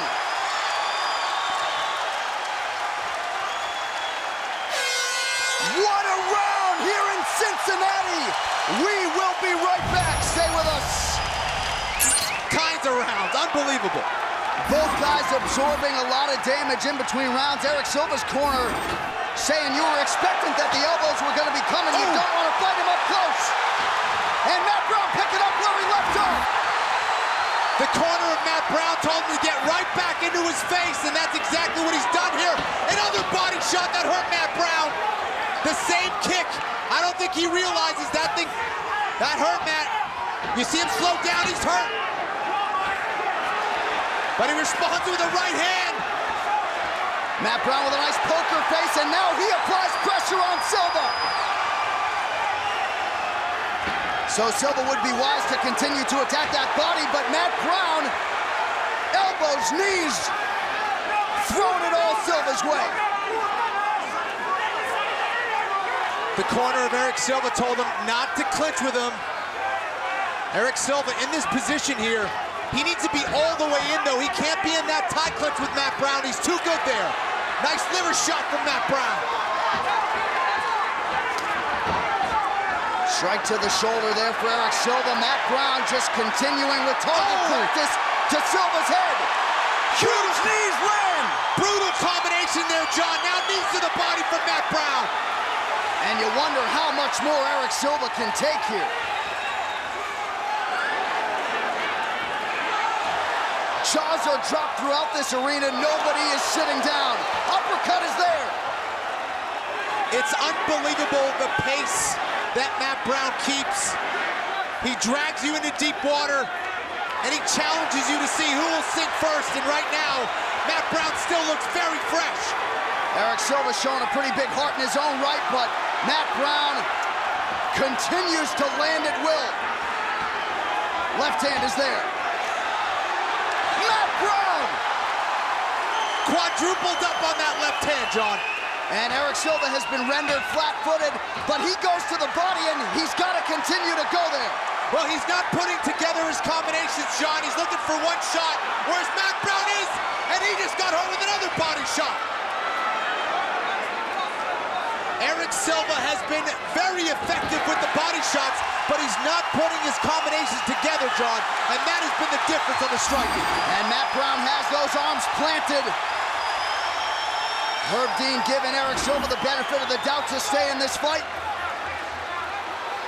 That is just mind power from Matt Brown. His body is hurt, but he continues fighting. He's been hurt several times to the body. But look at this. Now looking on a triangle here.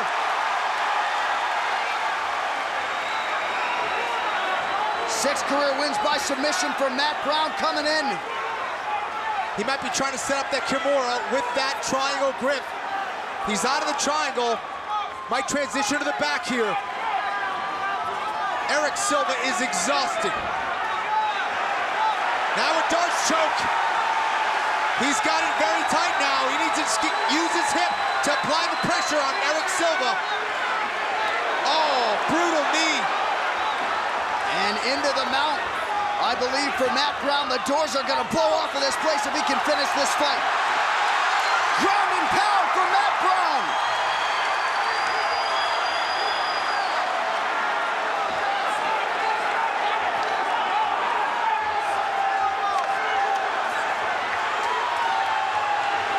Silva trying desperately to hang in there. Now another attempt. Eric Silva is out now, right into a triangle for Matt Brown. He's got it tight, John. He can switch to another arm lock here. He needs to put his hips back on the mat. He's got an arm lock, though. Still plenty of time with which to work, trying to submit the Brazilian Jiu-Jitsu black belt, Eric Silva. Silva's out.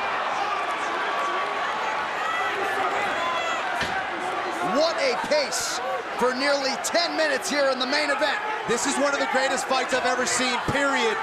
And it's only been 2 rounds. Matt Brown can take the back here. Both guys just exhausted, though. Under 20 seconds now to go in round 2 of, dare I say, a possible 5.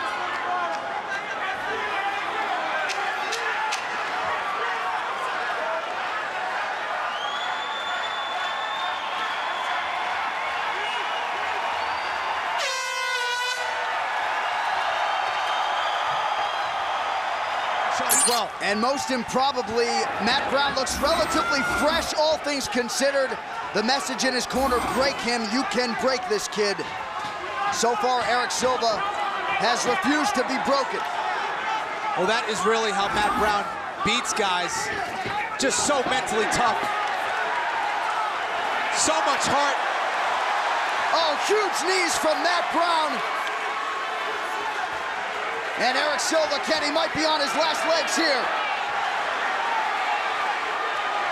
You wonder how many shots this kid can take.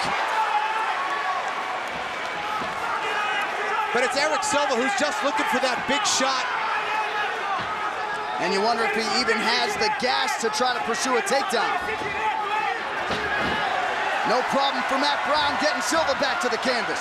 And Matt Brown needs to be careful to not lose his technique out there. Matt Brown back into an excellent position here in the close guard of Eric Silva.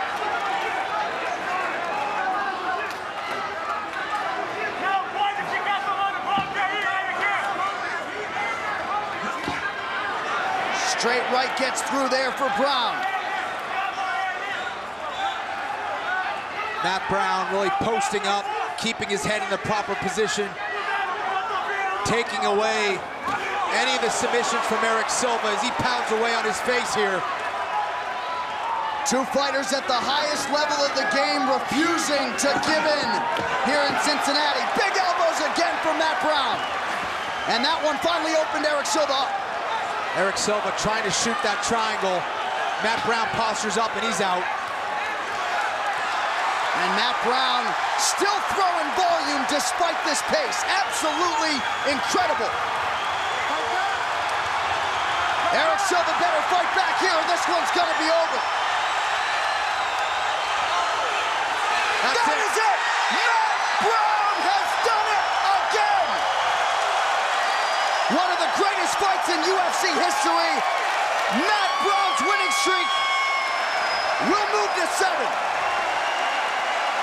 You know, sometimes they drug test guys, John. I'd like to test if Matt Brown is actually human. Unbelievable. That guy's an animal.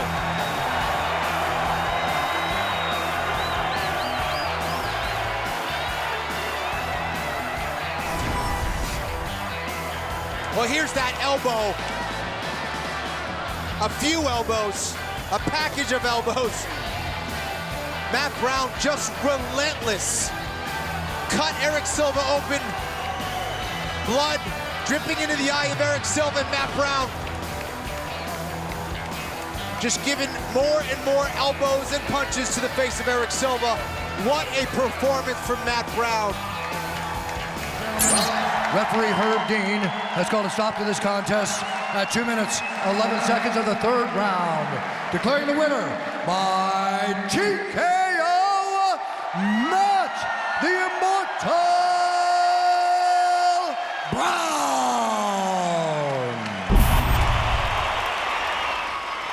All right, ladies, we've been over the rules. Protect yourself at all times. Follow my instructions. We're gonna have a clean fight. Touch gloves at this time. Come out ready to do this. Wow, no touch. Ronda did not touch gloves. Of course he didn't. Holly Holm, Ronda Rousey, our main event for the bantamweight belt. Ready, fight. Here we go. Black trunks, black outfit for Ronda, white for Holly Holm, and her fight clock. Brought to you by Rise of the Tomb Raider, available now exclusively on Xbox this holiday. I have a feeling Herb Dean's going to get a workout in this fight. Going to be a lot of moving. Ronda did not come out with that blitz that we've seen in the last few fights. With that angle that Holly Holm just connected with. Footwork and movement, it's one of the things that make her most dangerous.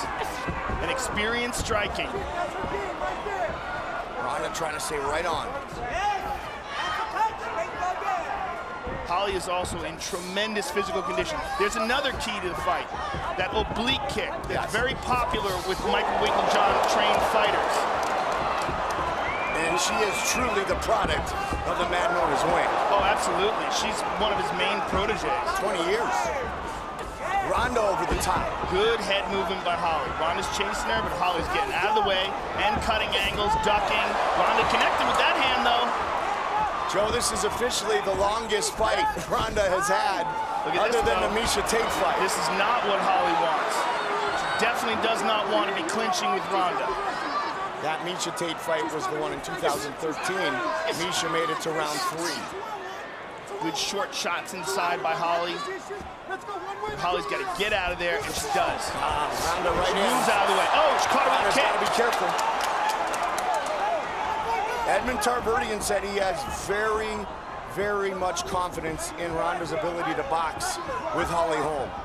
Time will tell if indeed it stays like this. Not just the boxing, though, with Holly. Holly likes to set those hands up and throw kicks behind him. She hides the kicks with the punches. Holly is landing. Ronda's got to be careful not to chase too much. She certainly does, and she has to be careful not to be predictable. She also just dropped her hands. She can't get frustrated as Holly continues to move. Oh, beautiful step in left. But Ronda's got the clinch. For it. And she's got a hold of Holly's head. Got it. Took her down. Watch out for your arm. Holly, patient, trying to defend. Out. Nice job, Holly Holm. Big right hand, Ronda. That is a big moment in this championship fight. There's that oblique kick again. Hyperextending that left leg of Ronda. It's a nasty technique. Holly Holm. And again, she's landing those shots as Ronda's moving in to close the distance. She knows Ronda's coming. Here's that oblique kick again.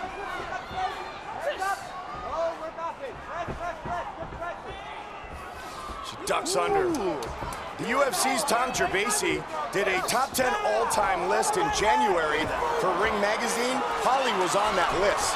Good movement by Holly. Excellent movement. Ronda was on the cover of the Bible of boxing. There's that straight left again. Holly is starting to show her skills. And you gotta wonder if Ronda starts getting desperate chasing Holly. Nobody doubts the skill everywhere. Oh!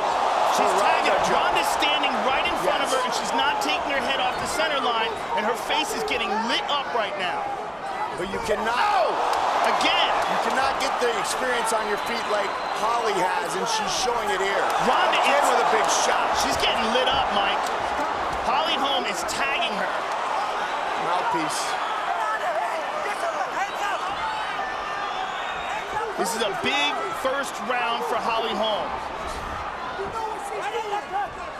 Ronda's chin is up. Nice leg kick again. Ducks under.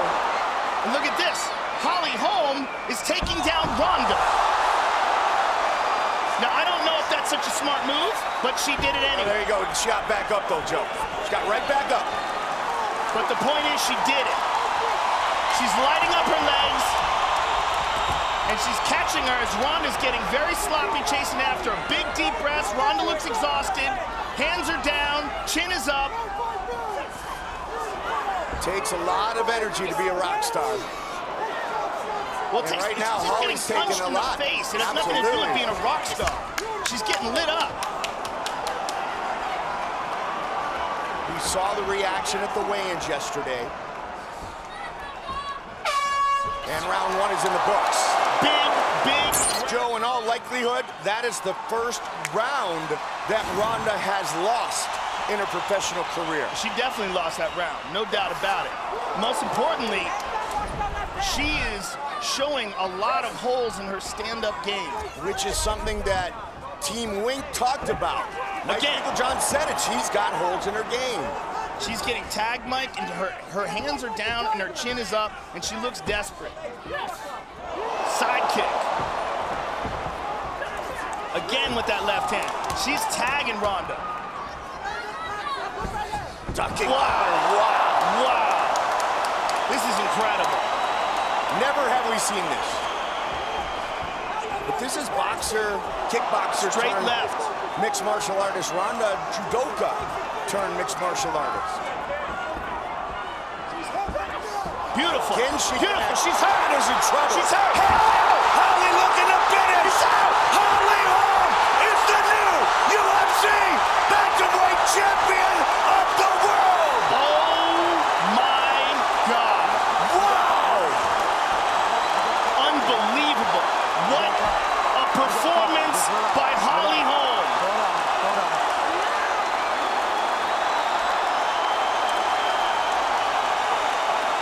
Just an absolutely staggering performance by the challenger. Ronda chased her, she went after her, and Holly Holm countered beautifully. She just fought the perfect fight. Absolutely spectacular performance by Holly Holm. Joe, when she ducked under a moment ago and Ronda almost went tumbling, that was such a statement. The hand set it up, the kick finished. She was already staggered. She was staggered after that first round. She got hit so cleanly and so often in that first round that coming into that second round, she was probably already hurt, and Holly fought brilliantly. Beautiful movement, beautiful countering, stayed light on her feet. She was in excellent shape. Look at this. Ronda's hurt here. Boom! Head kick goes down, and Holly is all over her. And that was one of the keys to victory that we talked about. Holly Holm's kicks, the fact that she hit him behind the punches, but that is the perfect head kick there. Drops her face first, Holly on top, slams another shot in, and that's a wrap, ladies and gentlemen. We have a new champion. Let's look at it one more time. Ba-boom! Right on the neck. Ronda goes limp. Holly jumps all over her, hammer fist, and she is out cold. Fight replay brought to you by Bud Light, the perfect beer. Ladies and gentlemen, referee Herb Dean has called a stop to this contest at 59 seconds of round number 2. Declaring the winner by knockout and new undisputed UFC bantamweight champion of the world, Preacher's Doctor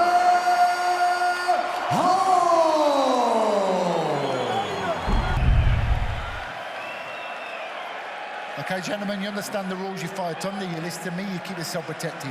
When I say stop, you stop. If you want to touch gloves, do it now. Let's do it. The wait is over. This is a rematch that Joe Rogan and others have said had to happen. And 14 months after the first meeting, it shall be done. Dustin Poirier, 21st UFC start against the former champion, the Underground King, Eddie Alvarez.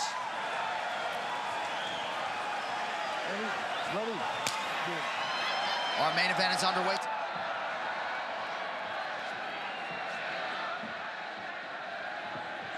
Eddie Alvarez said he was going to throw leg kicks. He said there's no way that Dustin Poirier could have recovered that quickly after taking all that leg damage that he took from Justin Gaethje. Said he spoke to Justin Gaethje, and Gaethje said, throw leg kicks. And he feels like the leg kicks and also the body kicks are there when you're orthodox versus southpaw fighter. And that is the reality we have here tonight. Alvarez ripping the body effectively here early. And you saw that in the fight against Gaethje. He did a fantastic job of throwing body strikes. And as the fight went longer, it wore on Justin Gaethje. Poirier usually fights very well at range. Real good with the jab. Straight left hand is his best strike. Yep. Looked like maybe a clash of heads after Poirier landed the left hand, but thankfully nobody got opened up. Poirier said this time when he got him hurt, he would take his time. He wouldn't rush so that he could get Eddie Alvarez out of there if he had the opportunity again.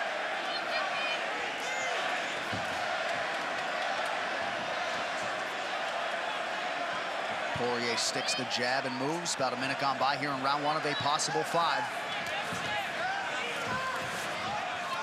That's one of the things people don't notice about Dustin Poirier is he throws the jab, but that straight left hand comes out quick. He does not have to throw a jab before he throws the one, like throw a 1-2. He can just fire that left hand out there, and because he hits so hard, it has a damaging effect on his opponents. Good to have you with us on Fox UFC Fight Night. John Anik, Daniel Cormier on hand here in Calgary, Alberta, Canada. This our main event, the rematch between lightweight contenders Eddie Alvarez and Dustin Poirier. Nicely done there by Dustin, who now closes the distance. Alvarez rips the body and then goes upstairs.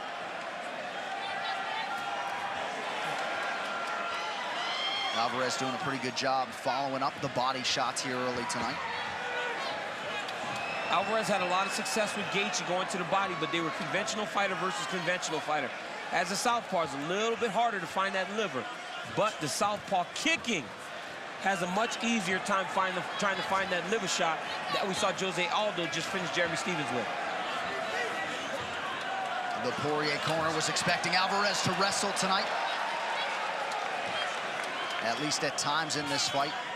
Alvarez 12-0 takedown ratio in his UFC career. He has never been taken down.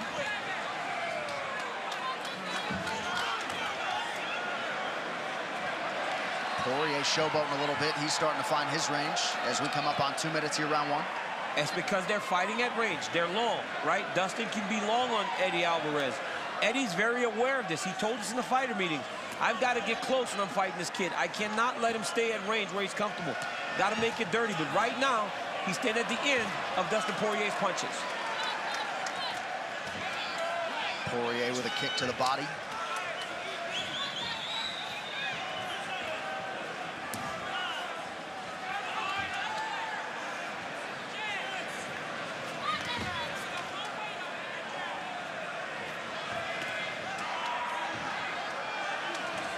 Short shots by Alvarez and a nice combination there. Eddie's doing a really good job of countering as Dustin enters. Alvarez feinted the shot. Unofficially 0 for 2 on his takedown attempts thus far. Both fighters are much more patient this time. Yep. Really taking their time trying to find the shot. They know how durable and tough each of their opponent is, you know, so they've got to take their time. And of course, that last fight at UFC 211, May of 2017, was only scheduled for 3 rounds. This a 5-round main event. Alvarez again realizing success to the body. Alvarez 1 for 4 on his takedowns in the first meeting.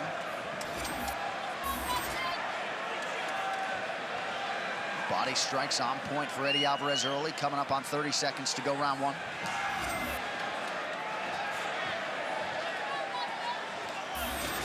Nice jab by Poirier. That right hand, he's throwing the jab, and sometimes he's throwing the right hand over the top. Good combination by Dustin. Eddie picks the pace up a little bit. Nice slip and rip by Alvarez. Alvarez with some nice lands. Poirier counters. But a strong open for the former UFC champion. Round 2 straight ahead on Fox.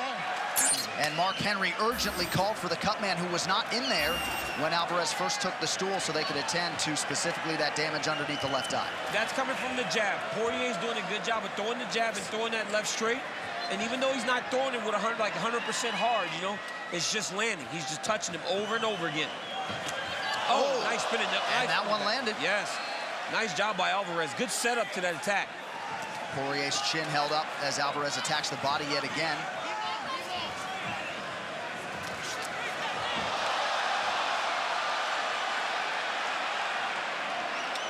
Nothing doing on that quick choke attempt by Eddie Alvarez, and Poirier gets back to his feet here early round 2. Level change from Alvarez. Poirier jumps working on a choke. Big winch from Alvarez. Yeah, Alvarez is doing a good job, though. He's just pressing him into the fence, trying to stay calm. Poirier doesn't have it. He has to be smart here. Oh, it's under the arm. Eddie's trying to change the angle.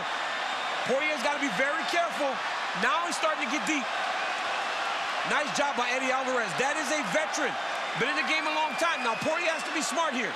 He can blow up his arm, or he can let this go. And the pro-Alvarez crowd responds as Alvarez gets out of that choke attempt, or Dustin bails. 6 career wins by submission for Poirier. Has never had one by way of that guillotine. And now we'll see what Alvarez can do 90 seconds into this second round.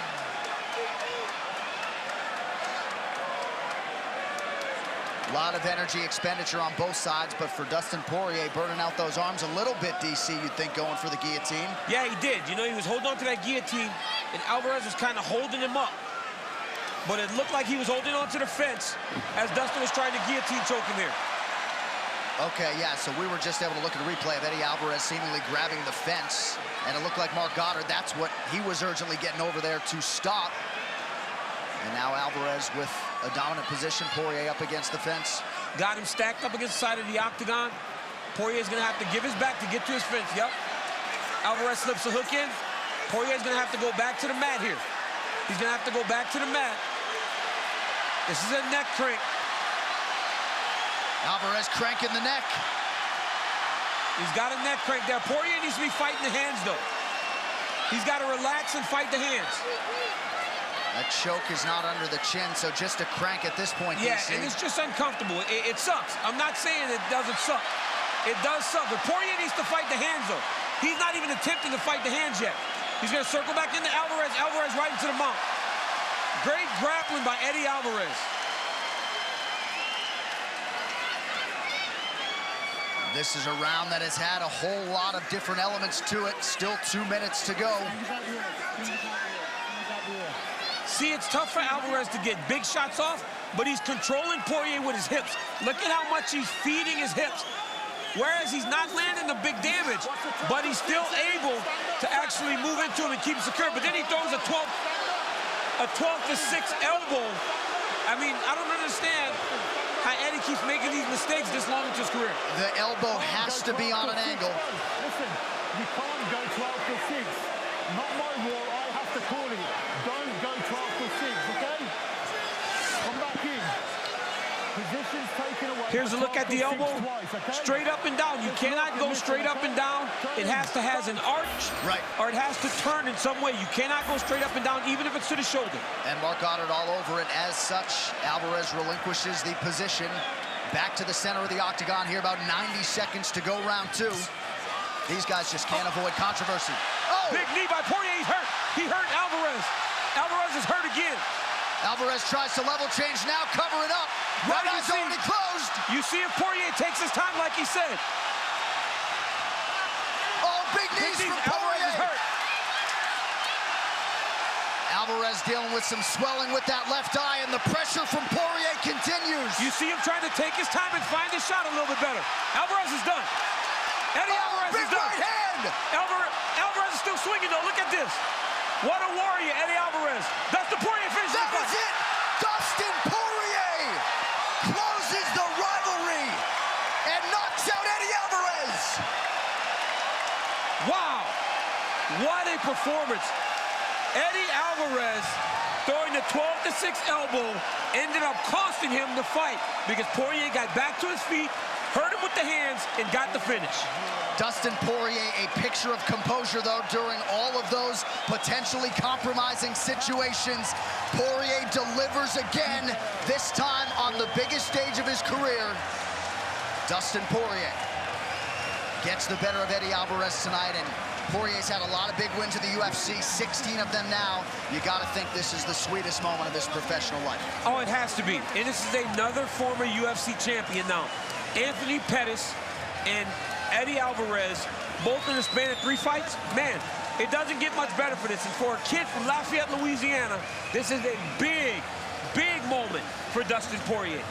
Right here, Dustin recognizes that that one took an effect, and then a big knee on Alvarez coming in, follow up with shots. Just throwing too many in a row. You cannot take 3-4 shots in a row from a guy that's as heavy-handed as Dustin Poirier. From the back, it looked like here, Eddie's already hurt. He's not out yet. It's all the follow-up damage, these clean shots, that ended it. He took kicks, he took punches, and went out on his shield. If you like watching fights, there should be no one you like watching better than Eddie Alvarez, because this guy brings it. But great finish by Dustin. Ladies and gentlemen, referee Mark Goddard has called a stop to this contest at 4 minutes, 5 seconds of round number 2. Declaring the winner by TKO, Dustin the Diamond Poirier. I told you so. I Sonnen, you've been given your instructions. I expect a clean fight. Obey my commands at all times. Defend yourselves at all times. Touch gloves, go back, let's do this. Anderson Silva. Sonnen. UFC middleweight championship is on the line. You ready? Let's fight! Here we go!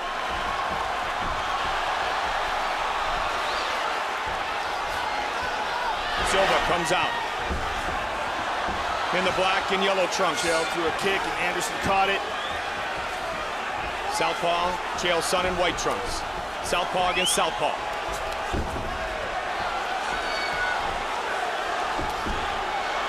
Sonnen will push the pace. Ah, the chance of Silva.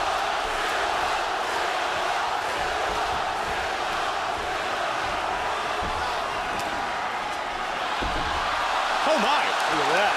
Whatever it takes. Oh, he rocked him. He hurt him. Big shot by Chael Sonnen. He hurt him. Oh my goodness. He hurt him again. Sonnen strikes early. Wow. Who would have expected that? He's got him down. Look at that. Anderson got him down. Chael Sonnen. Chael's got a hold of a guillotine. He's going to use that to stand up, and he does. He's bringing it as promised. He hurt him again. Left hand. Wow. And again. Anderson with his hands down, Joe. Big shot. This is where Chael Sonnen shines. He connected with some vicious strikes. He moves into half guard. He's got the arm pin, Joe. Chael Sonnen. And Chael Sonnen is one of the very best in the world at grinding and beating guys up from the top position. Very difficult to shake off from this spot. Nate Marquardt couldn't do it. Yushin Okami couldn't do it. To the body. Silva wants to wall walk. The takedowns we expected. Dominant in the striking game early. I don't know if anybody did. Yeah, we did not expect him to catch him with that left hand and hurt him like that. And again, controlling the legs, pinning his wrist down. Anderson's trying to use that butterfly and elevate him, using his foot here. But Chael's going to stay on top of him, keep his weight on him. And this is what Chael's best at, that wrestling background. And he's hitting him with some big shots. Catching him every time, Joe. Now he's got his back. Trying to set him up, trying to lock in a choke. Remember, Anderson Silva, Brazilian Jiu-Jitsu black belt.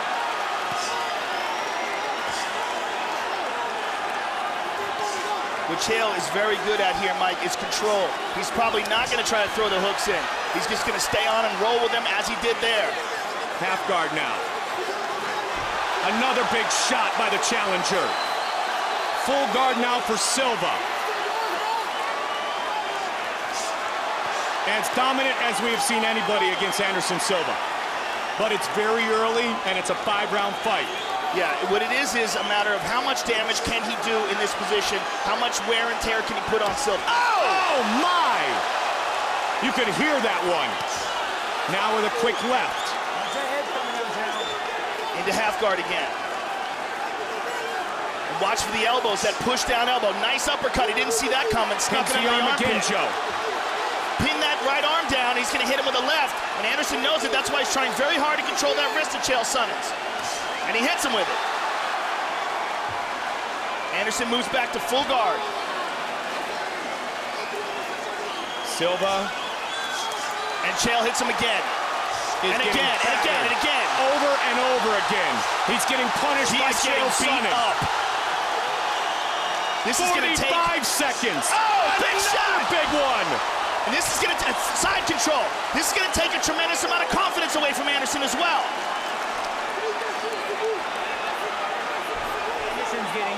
Full guard, 30 seconds.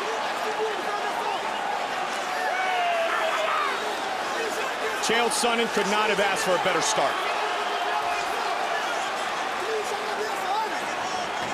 And he set it up by outstriking Anderson Silva early in the fight.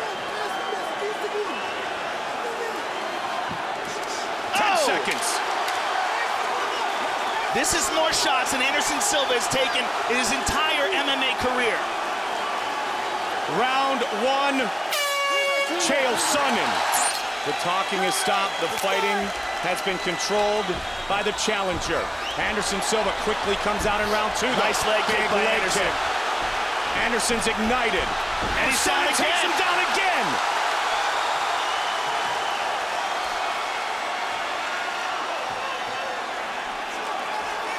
Title fight, 5-minute rounds. Nice elbows from the bottom by Anderson. Chael's trying to step over into half guard. Trying very hard to get past that right knee of Anderson's. Anderson fighting it, Chael moves to half guard. And he's avoided damage on the way in with these takedowns. He's avoided all damage. The chants of USA here in the sold-out Oracle Arena, Oakland, California. And Anderson trying to do what he did to Dan Henderson, which is stifle the attack by just holding on to him. Now he's boxing his ears. Look at this. And Anderson believe it or not, holding on to him, that so is he's got no effective. defense, right? That does not feel good.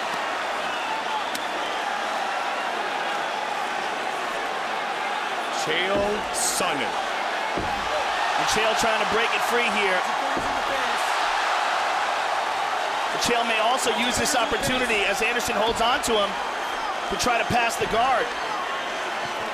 Chael said, win or lose, Anderson Silva will know he's been in a fight.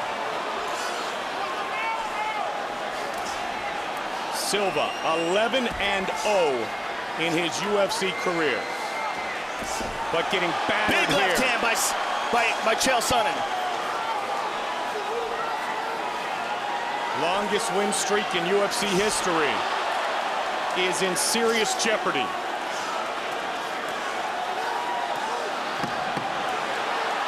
Back and forth. The shots to the champion. And that's the kind of stuff that Chael Sonnen does. Those aren't the biggest shots in the world, but he's never going to let you rest. And he'll never go away. Powerful shots again. Good elbow from the bottom by Anderson. Chael's conditioning has always been superb. And we have not seen Silva pushed like this.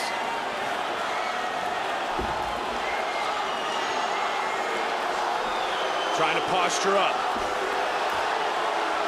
Silva has control of the right wrist.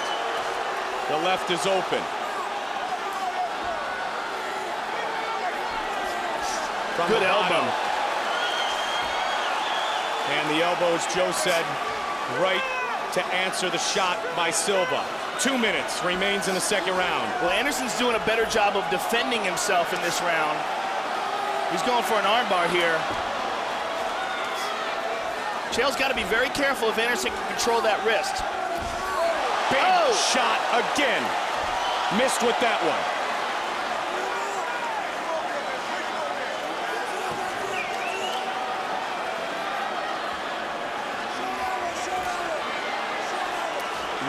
Seconds, smothering the champion. Looking for a hammer fist or two. He's got to be careful all the while, though, of submissions from the bottom. Anderson is capable of throwing those arms up, and there he goes. His corner said, watch for the triangle. Yep, and the arm bar as well. The triangle. He's trying to control the wrist. Nice. Mixing things up very nicely. Elbows to the thigh, more shots to the body and head. And again, Anderson trying very hard for that armbar. Another big round for Sonnen.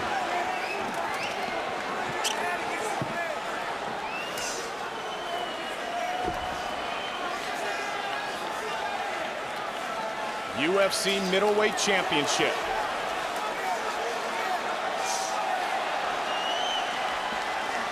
Anderson's got his back up against the cage, would like to get back up to his feet here. Let's see if he's capable of doing it. Chael takes his back.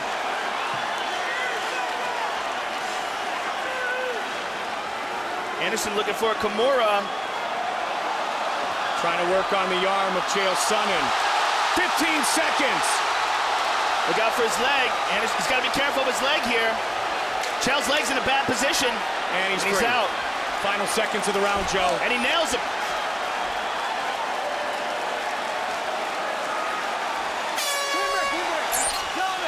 Back on the feet for the start of round 3. Big swing by the champion. There's a lot left in this fight. A lot left. Silva.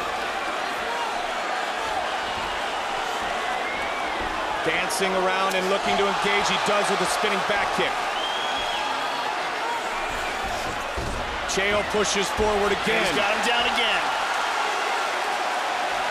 And this is the difference between the Damian Maia fight, the Talas Leites fight, is that when Chael gets into the 3rd and 4th round, he can still take Anderson down. Yep. He can still threaten with it. Anderson can't dance away from him. And Anderson, again, trying for that Kimura, but Chael's on top riding him. And notice he doesn't put the hooks in. He just rides. He rides the back. That way, when Anderson turns, if Anderson tries to throw him into his guard or attack a leg, Chael will just ride it, spin with him, and wind up on top.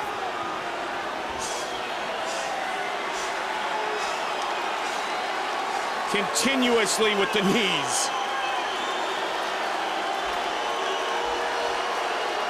Chael Sonnen staying busy from this position. Trying to soften up Anderson Silva. And he isn't hitting him with the biggest shots in the world, but they're relentless. And Anderson's got to defend himself. Anderson taking multiple shots here. And again, they're just slow, throbbing, pounding punches, nothing big. Put his hand up and a moment ago, now he notice, spins and gets the guard. Stays on top of him. Silva in a better spot, getting the guard, trying to control Chael Sonnen, but having a difficult time each round getting back to the feet. And this is the type of fight that wears on you. Now, the question about Anderson in the Damian Maia fight was, did he tire? Why did he coast the last 2 rounds? Well, if he was tired in that fight, what's it going to be like going into the 4th and 5th in this fight? Because he's been carrying Chael Sonnen's weight on him. He's been getting beat up. He's been frustrated. He's been getting taken down. All-American at the University of Oregon. The chance of Sonnen. And Anderson locking a body triangle down. Now, you cannot attack from this position. The only thing you can do from the body triangle is possibly attempt a Kimura and then let the body triangle go. But really, it's more to stifle the guy who's on top and restrict his look at breathing. that. 1, 2, 3, 4, 5. The rabbit punches. But he can't get as much into him as he can with an open guard or even a regular closed guard. When Anderson has that body triangle, it makes it much more difficult to generate offense from the top. But he's also not going to be able to attack. He's not going to be able to sweep. To the body and to the head.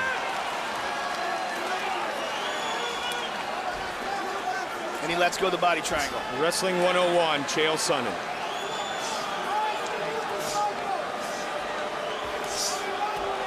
Two-time University Greco-Roman national champion, Olympic alternate. And the thing most important coming to this fight is everything Chael Sonnen said he believed. He believed he could win this fight, and so far, he looks brilliant. He's got to be careful of the triangle. Anderson was trying to control his wrist there, throw that triangle up. And he's turning right here. He's trying to go for an arm bar as he's moving his hips, but Chael Sonnen very aware of it. And he nails him again. Most believe he is the most talented fighter in the sport, Anderson Silva. But the big question is always going to be, or always has been, what happens when he fights a really good wrestler? He fought Dan Henderson. The first round he was taken down. The second round he caught Dan, hurt him, and then finished him off with a rear naked choke on the ground. This is the second time he's fighting a really good wrestler. And it's been 3 rounds, Joe, like that first round that you just talked about. Well, even more successful. Dan was not as successful in the first round as Chael has been. Dan really just managed to take him down and control him, but Anderson tied him up and prevented a lot of damage. And he lit him up with some strikes. 30 seconds remain in the third round. Championship fight. 5 5-minute rounds. Chael's turning it on now. Punishing the Spider.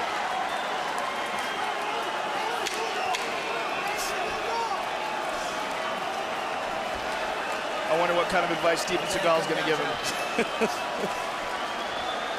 I'm serious. I'd really like to hear it. To his late father, who passed away in '03, and he promised his father he would one day be a world champion. Maybe tonight's the night. Right out to take the center of the octagon, left hand by Silva. Kick to the body by Anderson. Elbow buckles him. Here comes Anderson Silva. Chael's got a hold of him again, but can't control. Anderson with a kick to the body again. Big left hand by Chael. Stiff jab, swing and a miss by both men. Sprawl. Chael's on the bottom. Anderson Silva on top. His corner said it perfectly. This fight is far from over.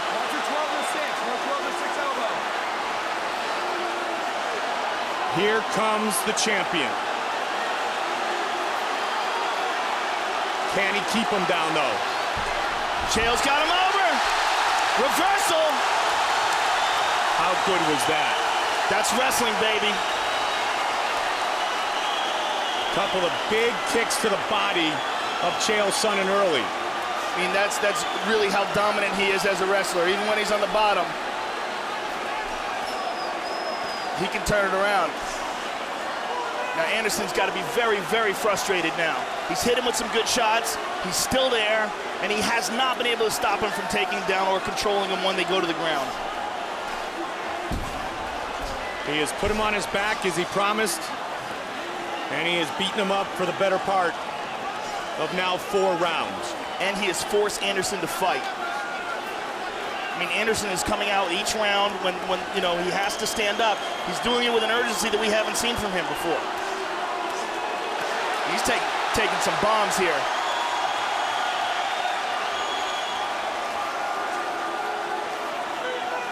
Chael Sonnen trying to become the new UFC middleweight champion.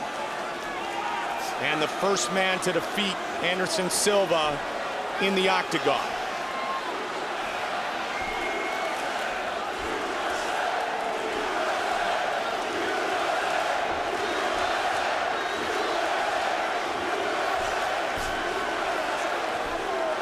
UFC president talked about Chael Sonnen going into that fight against Nate Marquardt. Not a lot of people believed he would take out Nate the Great. He did it impressively, setting himself up for this opportunity tonight.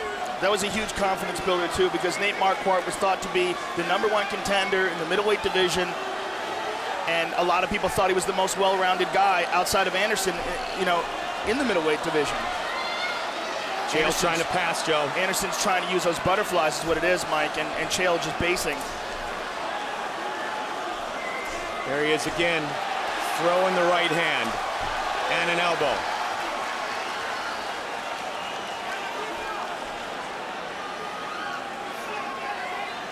The conditioning of Chael Sonnen as good as any. But Anderson won't go away. And he's getting beat up like we've never seen before. Yeah, we've never seen him get dominated like this before. And no question, he needs a knockout or a submission to win this fight. Absolutely. Again, he tries to lock on that body triangle to slow the assault.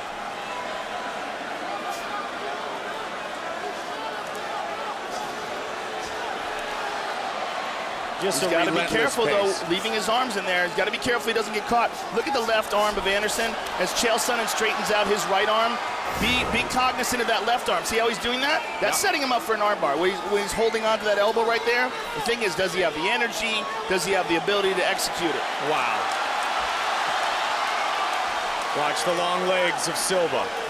Yeah, he's looking for the opening to try to do that. Chael's bleeding, and it's from the elbows of Anderson from the bottom. But he's just smothering Silva, Joe. Smothering him and making him carry his weight. Some heels. Anderson will try pretty much anything now. 30 seconds remain in the 4th round. From the bottom, it's the Spider.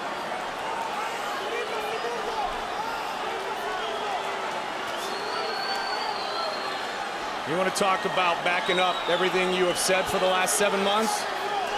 Good elbows from the bottom by Anderson.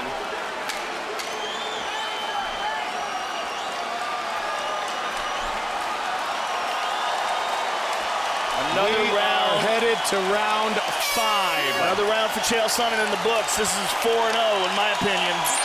They are on their feet. Sold out Oracle Arena. 5th and final round.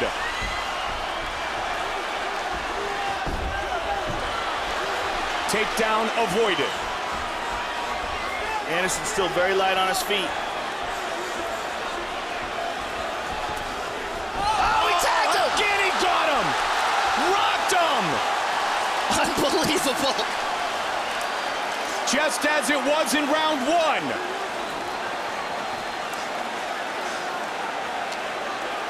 I mean, is it too early for Chael to start celebrating? That's the question. The Side chance control. of USA He's continues. got a choke. He's trying to finish the champion. Anderson gets his hips back under and back to full guard.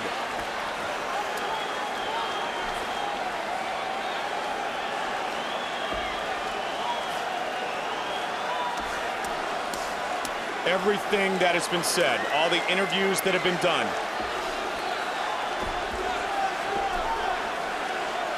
And now the fight has been taken to Anderson Silva like we have never seen before. The punch that it looked like it knocked Anderson down was actually a slip.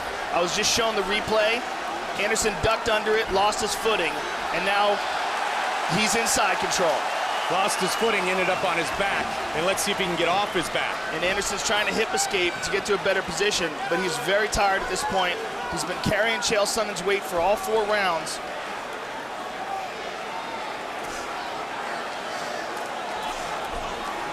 And Chael's not going to let him go. Are we 3 minutes away from having a new champion? You know what? You can never count out a guy like Anderson Silva. There's a reason why he's a champion. He's got to know he's in a desperate situation. Let's see how much he's got left. Another what kind of weapons he can pull out of his arsenal. But this is desperation time. This is do or die.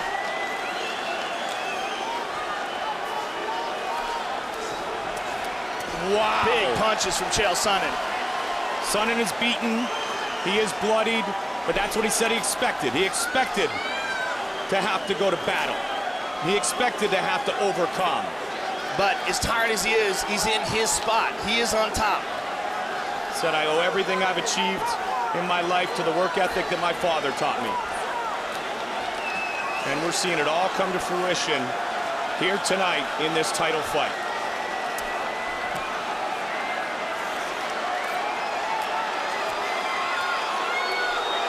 And he's going to keep doing this. Why not? Punch from the bottom by Anderson Silva. 11-fight win streak could very well be coming to an end. A record-setting win streak. Watch out! Triangle! This is trouble! This is trouble! Can he choke out Chael Sonnen? Can Anderson Chael's in big trouble. Chael's got his legs. He's got his legs across. That's what's. He's tapping! It is all over! It is all over! Wait a minute, what's going on here? Did he tap? Josh Rosenthal has stepped in. What is going on here? Oh no. Oh no. Oh no. What's happening here?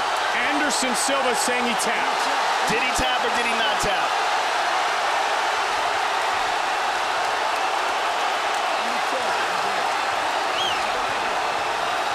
Let's take a look. It looked like he tapped to me. Fight replay brought to you by Bud Light. Wow, here we go. Let's see it again here. He slips it over, slaps on the triangle.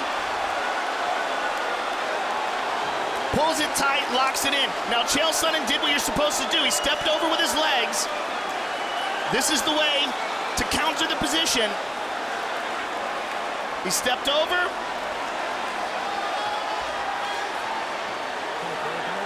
There's the right hand. That's a tap. It is all over. Unbelievable.